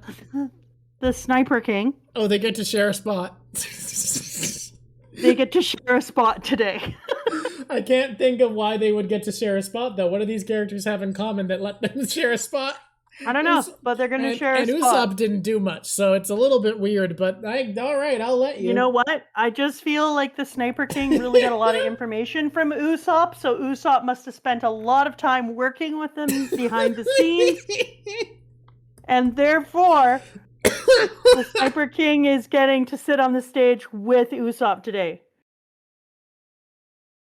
Yeah. People are mad you've left out Nami and screwed over Zoro. People are so mad. Oh no. People, this is just me thinking out loud. All right, so number 5, we have a competitive race. And now 4 is Zoro. Yep. So we only have number 5 left. It's a competitive race for the last spot on the list. Now, I feel like you're not going to... That's not even competitive for me. It's T-Bone. Hey, okay, I was hoping he'd make it. We all love him. Yeah, T-Bone is number 5. He could have been higher. He's so great. He's so great. I know Chopper's not on there. Like, God, he's so good. He's so great. Look, people can't make it every time. It's okay. Not every. It's the Sea Train. It's an 8-episode section. T-Bone deserves to be on the list for his 8-episode section or 8-chapter section he's part of. I know we're going to see him in the future. People like him too much, so he's coming back. Let me tell you. From this moment onwards, whether or not he was seen again, people have been obsessed with Captain T-Bone and loved him. He's just a lovable guy. He's just so comedically good. He's so comedically good. So sexy? Is it because he's so sexy? No, it's just because it's hilarious how nice he is. Like, he's nice to the point of comedy. Do you want to hear a secret? Uh-huh. I would date him way before the Pearl. Really? So even though Pearl is more handsome, T-Bone's personality makes up for it. Are you kidding me? Pearl isn't handsome. He's definitely the ugliest thing ever. Pearl, far, far more handsome than T-Bone. Nope. Super ugly. All right, you can say what you want and be wrong. Sometimes when your personality is so bad, it makes your face ugly. Okay. like everybody is hanging out and they're like, what a hot dude. And then he opens his mouth and pearls all over the place and people are like, ugh. And they just can't. And then T-Bone comes in and people are like, what the shit? And then he opens his mouth and talk and they're like, that's one hot dude. This guy's great. All right. Who's hotter? Who wins the beauty pageant? The only competitors left somehow, I don't know how it came to this, are Pearl and Wanzi. Oh my God, who's hotter, Pearl or Wanzi? Yeah. Oh God, I don't want to say anything nice about Pearl, but he puts noodles at his nose. I'm sorry, I can't. It has... Oh, God. Sweet Jesus. Noodles out the nose. Okay, you know what? Oh, God. Yeah? I hate you, Wanzi. It's Pearl. Pearl wins over Wanzi. Wow. We found a character you find more repulsive than Pearl.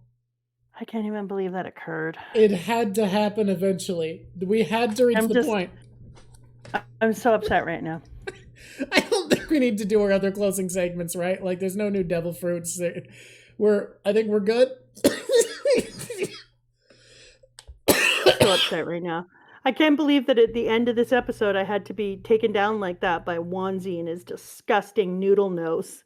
Look, eventually you were going to find a character you hate more than Pearl, and I think eventually you're going to meet another character you hate more than Wanzi. I did want to move Door Fruit up. Can you remember in our next thing, I want to move the Door Fruit?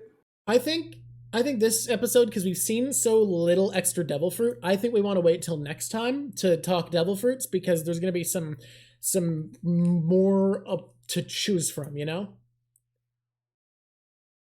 Yeah, but can you remind me that I want to do that? I will. And I will remind you that the door fruit lets you go to the Dimension, which is pretty insane. I can't even believe, though, that I had to say something like that about Pearl now.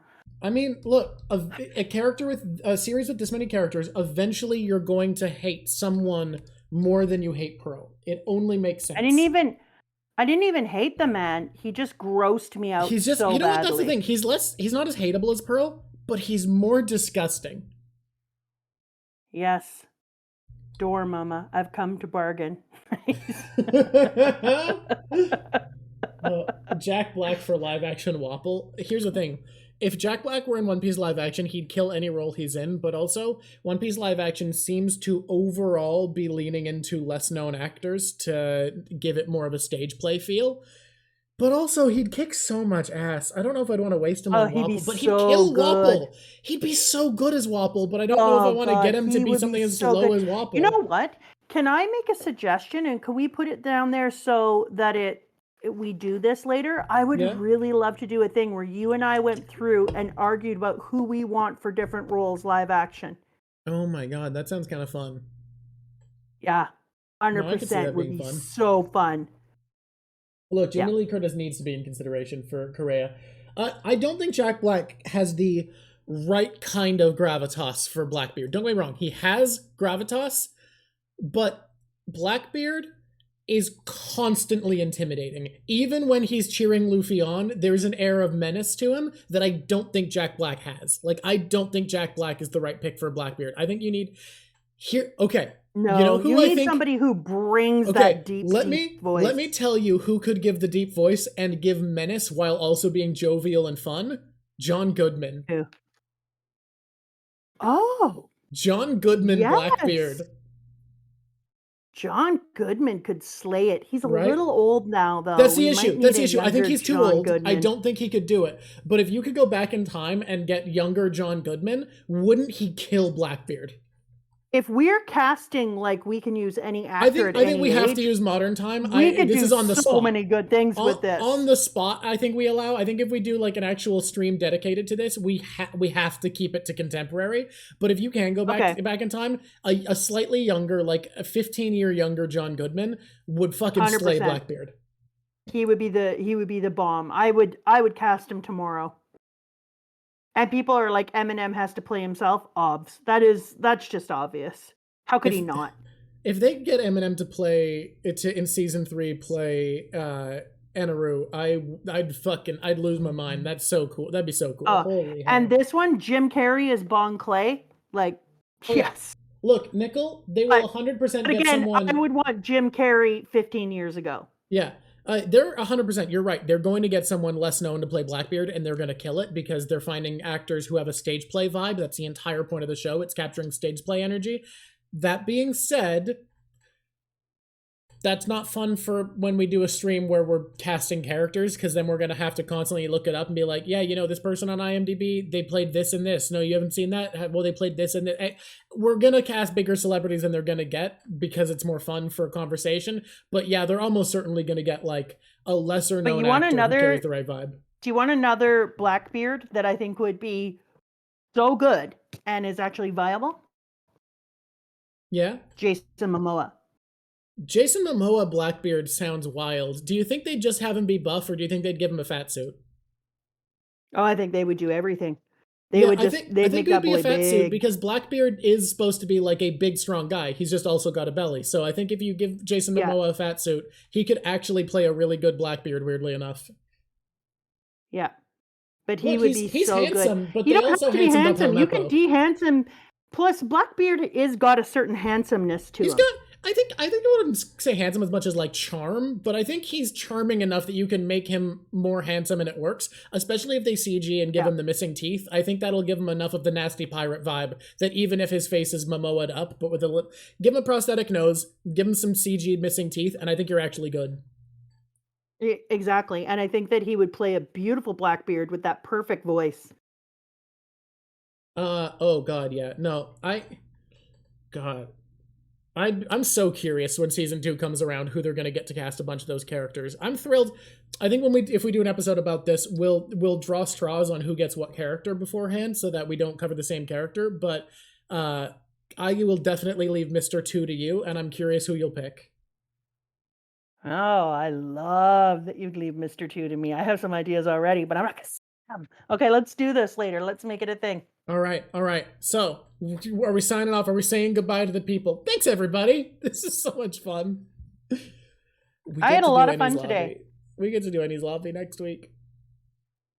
Yeah, and I can't even tell you. Annie's Lobby, I've already renamed it. Maybe that's why I can't say the name anymore. What's your name?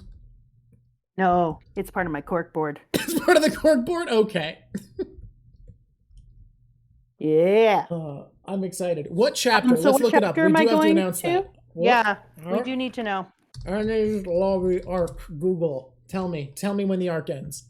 We are going to be reading up to chapter 430. That is 56 chapters. A fair chunk of chapter. Not the biggest we've read in one section, but pretty goddamn substantial. 56 is a lot. Yeah. God, the cover is thank so you, good. Haberfax. I'm glad that you're enjoying this. It means a lot. I got to tell you, like, yeah, this is every single time I read a little bit further, I'm like, is it possible that the further you get into One Piece, it becomes crack? We just had looping audio for a second. Don't worry. I accidentally clicked on my own stream while trying to close a window. It's fine. So I've decided that One Piece is a drug. And the further you get in, the deeper into the drugs you are. Nothing I have ever experienced has made me feel like a pusher the way One Piece has. And you know it has to be so good because you know how long it is when you try to push it on people, and yet you try to push it on people more than anything else. Like, that's the quality that you're dealing with in One Piece, is that it's this long, it's this much of a hard sell, and yet you're encouraged to try. Yeah, and now I'm mad at your dad for not reading it. Look, how do you think I've felt for years? I know how you felt because there hasn't been a single family dinner where somebody didn't say, stop pushing it. I know. You become annoying and you're like, I know I'm annoying, but you need to understand there's a reason. Yeah, I know. But every single dinner. Haberfax, I think that's because you got gifted a sub, so you can't? Maybe that's why? No, that doesn't make sense. Because you have a star beside your name, so you have a sub, right? That's what that means? I think that's what it means. Yeah. Oh man, I'm so excited. Anyways, I am, even though I'm not even a part of the wide world of One Piece fandom, and I will be one day, and it's gonna feel like a fire hydrant in my face. I'm gonna try and take a drink of water out of the One Piece well, and instead I'm gonna get shot across the room like Luffy through a brick wall. All the information will come pounding out at me and drown me. I'm here for it. I can't wait. I can't so excited wait for that day. All right, everybody. I'm gonna go ahead. Say your things. No. Wait, you were in the middle of something, so I got out. Oh, this picture here is amazing. It really captures that moment. But I was going to say, by the way, on this picture here, I think that we didn't play into this enough. Usopp. Oh yeah, we didn't mention something that was an observation that I really loved. Yeah. Yeah. Usopp / the Sniper King. If you take a look at this, it just seems like this really beautiful moment between somebody who's not in the crew anymore, but Robin doesn't know that, and somebody else who's taken their self out of the crew. So it's the two people who are no longer in the crew who are the focus of this entire piece. And Usopp shows beyond bravery inside of this Aqua Laguna giant storm, takes himself along the outside of the train to go up to where Robin is and knocks on the window and gets her attention, because even though he's quote unquote not there on the Straw Hats team anymore, he in his heart still has all that love for Robin. And it's so important that he puts himself at massive risk to reach her. He's not part of the crew anymore. He doesn't know if he'll ever be again. He has nothing to gain from this, and yet he's brave enough and he cares enough about Robin that he is risking his life going up against government assassins and a storm and train and wind and the elements, climbing down the roof, climbing to try to save Robin for the crew because he still cares that much. And the fact that after leaving he can do that is incredible. Yeah, and in this time, he doesn't even know who's going to be in the car with Robin. He just takes himself to the end. It could have been anyone, and he knows he's not going to fully save Robin on his own. What he's doing now is preparing her and giving her hope. He comes down off the side to give her hope and say, look, this is how much we care about you. Sorry, you keep going. I've been pointed out that I'm wrong about when the ending is because they didn't make the thing I thought it was its own arc on the. Yeah. On the So Reddit. he's saying, this is how much I care about you, that I am going to put myself, risk my life and limb, and put myself on the edge of this train just so you can have hope and you can feel what it feels like to be cared about, and know that while you are sitting here and you're in despair, that there are others out there who are working for your release. You need to know how loved you are. God. And that's such a beautiful time, because Usopp is now acting with such bravery, like above and beyond bravery. And he's using that bravery to give Robin the hope she needs, because it's with the Straw Hats, as we noticed with Nami when we were in Water 7. I thought about Jason Momoa's Crocodile, had that same thought actually. When we thought about that, Nami said, as soon as we know that there is hope and that what side Robin is on, then we will be unbeatable. And so Usopp is trying to give that same unbeatable feeling to Robin, and I love it. I'm so here for that. Good for you, Usopp. High five. Okay, no, the ending chapter I wanted, because I want the little bit after Enies Lobby to be its own thing, is accurate. It's 430. Are you kidding me right now? 430 is where we're ending. I get it. 442. 430, and let me tell you, you might need to end there, because do you remember how dense the last 6 chapters of Jaya were? Oh no. The 9 chapters after 430 are comparable, and they will entirely change all of your opinions if you read ahead there. Oh my god. You're killing me. If you read past 430, it is going to change how you think about everything. I'm going to need to have a nap after this. And by a nap, I mean hibernate. So Mama Drak is going to watch the Sniper King song and react to it. We got to say goodbye to YouTube quick. And then everybody, I want people on this. Find me a raid that's online. A stream that's online to raid. I'm going to want suggestions. But we also need to get Mama to watch the Sniper King song real quick. Oh, am I going to get to see the Sniper King song here? Yeah. Someone embed the Sniper King song into the Discord, because I don't remember how, so that you don't have to click out to YouTube. Oh my god, I'm so excited. Because I can't look anything up. That means so much. Okay. Hey, YouTube. It's me, Mama Drak. I'm getting to watch the Sniper King song, so we're going to say goodbye to you. You're not a part of the Sniper King song. I'm sorry, YouTube. We love you, but if you want to watch things like that, you got to be here in Twitch. Absolutely true. Breadhead 11, Kaido, if they're online, I'm gonna trust you. We'll go for them. Okay, so if someone can embed that in the Discord. Oh, there it is. It's in general. There's the Japanese. Someone did it. There's the Japanese and the English. Woohoo! I'm so stoked. All right, so if you go to general, you can watch it. I can't watch it because everyone will hear it if I do, and I think that's copyright audio, so I cannot. But I'm going to sit around with you. Discord link is in the Twitch bio. What? How do I do that? Is it going to show up in your screen? What? What do you mean? No, it won't. You're just going to watch it and react to it. Sorry, everybody. Oh, okay. Sync it up. Give like a count-in to when you're hitting play so that people who want to watch it with you can. So get it ready. Say when you're ready, then do a countdown. 5, 4, 3, 2, 1.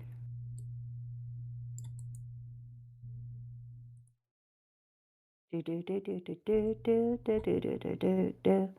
Here.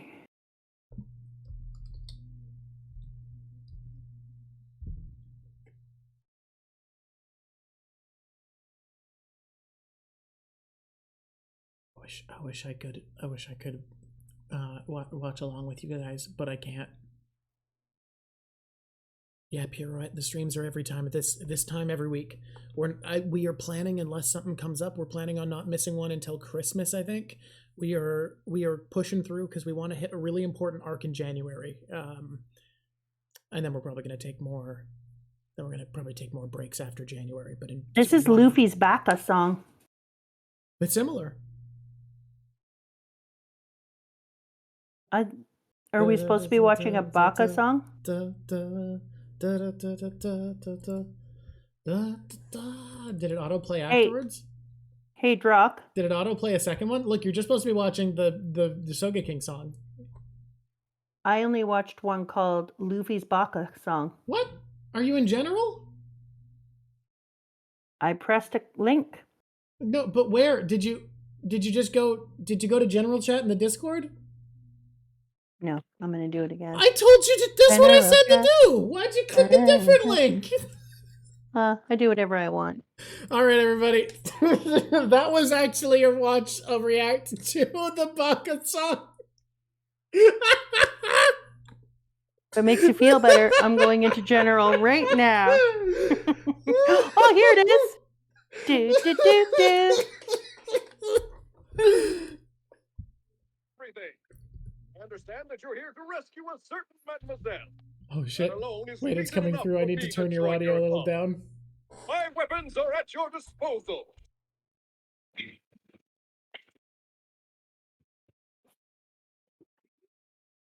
name is Sniper King.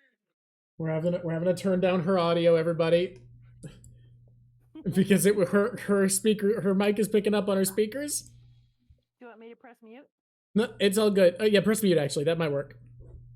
No, wait, they want to hear your reactions. You don't. I thought you had earbuds. Okay, I'll turn this down. It's because I'm watching it on Discord. Okay.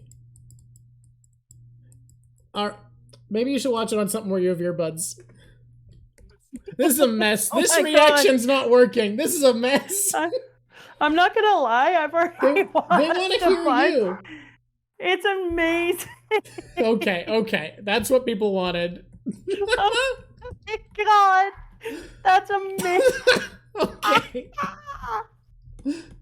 That's incredible. I'm gonna watch that 2 more times as soon as I get off here. Okay, this is all people wanted. God. That's incredible. The power of YouTube editing won't save this because we don't the live readings and the reacts we don't put on YouTube. This is just for Twitch. This is the Twitch experience. This is what you guys get. That's incredible. I love that. I cannot wait to watch that. People want to know if you like the Baka song. The Baka song was weird AF, and all of a sudden, I think number 2 was there. Oh, okay. People are also wondering, does this bump up Sniper King in the tier list? Yeah, well. Oh, he is where he is. He is where he is. We can't change it. We can't go back in time. I can't take more people off. I don't know if everybody else is aware of this, but I have a reputation of dropping people on the tier list. Let's be honest, you have a reputation of dropping Nami. I need to not drop anyone else. Oh, God. That was amazing. Who made that song? Toy Animation. Oh, they deserve a high five. High five, right to the face.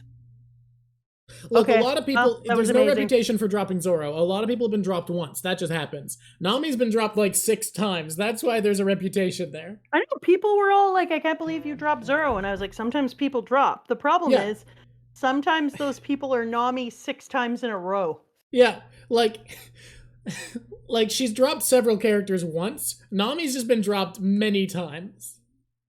Poor Nami. Mm-hmm. All right, well, we should say goodbye to everybody. This was a less ordered one than we often do, but I had a good time. Oh, it was great right up into the chaos at the end. Nami delisted. Oh, Nami delisted. Oh, just game, you mean. Not every character can make the tier list every week. It's just not possible. I was not given the Nami treatment. Don't worry. Okay, no, Drop's always number 1. Oh, well, you have a Nami demoted. Oh God! You cheeky chat room. Oh, those are good. Those are good bits. Yeah, guys, there's only 3 episodes till we get another song. Well, 4 episodes because we're taking a break. But we get another song in the near future. Such good Nami ones. If you guys come up with other ones, please come and join Discord and join our Mama D Rock. That's awesome. And What? join our Discord book chat. That's where we. And then apparently there's a spoily chat as well. I'm not allowed in it, but everybody else goes and talks about things I've talked about. Right after we get off here, they usually talk about my predictions and what a doofus I am. Yeah, we often hype up all of Mama's predictions in the spoiler chat afterwards. It's a lot of fun. It's a great time. You get all the pictures there. People have asked where to get the pictures on YouTube. They're all there. All of them are in the Discord. Once we're big enough to have a Patreon. So good. Oh, well, thank you. Once we get big enough to have a Patreon, I'm only going to post low res in the Discord and have a patron room that Patreon members get access to that's going to have high res images. But for now, it's all high res images, and that goes back the entire time. I've also done a bunch of pictures that aren't from One Piece that I really, really love that are super cool in there. Do we have a link for the Discord? I think it's in the Twitch bio. Link in the Twitch bio. Yeah. All right. You guys are pirate monsters. Okay. Okay. Send us on a raid. Send us on a raid. Let's do it. Let's raid Breadhead. Let's go. All right, everybody. You ready? You ready to be sent off? You ready to be sent on a mission? Everybody, gear up for action. We love you guys. This has been great. I just realized that if I'm getting someone else to edit it, they were going to need to cut this in the future because I never said it for YouTube. So you're going to have to take this one from way in the future, put it back there. But everybody, it's been lovely talking to you. Bye. Okay, let me tell you if we get there.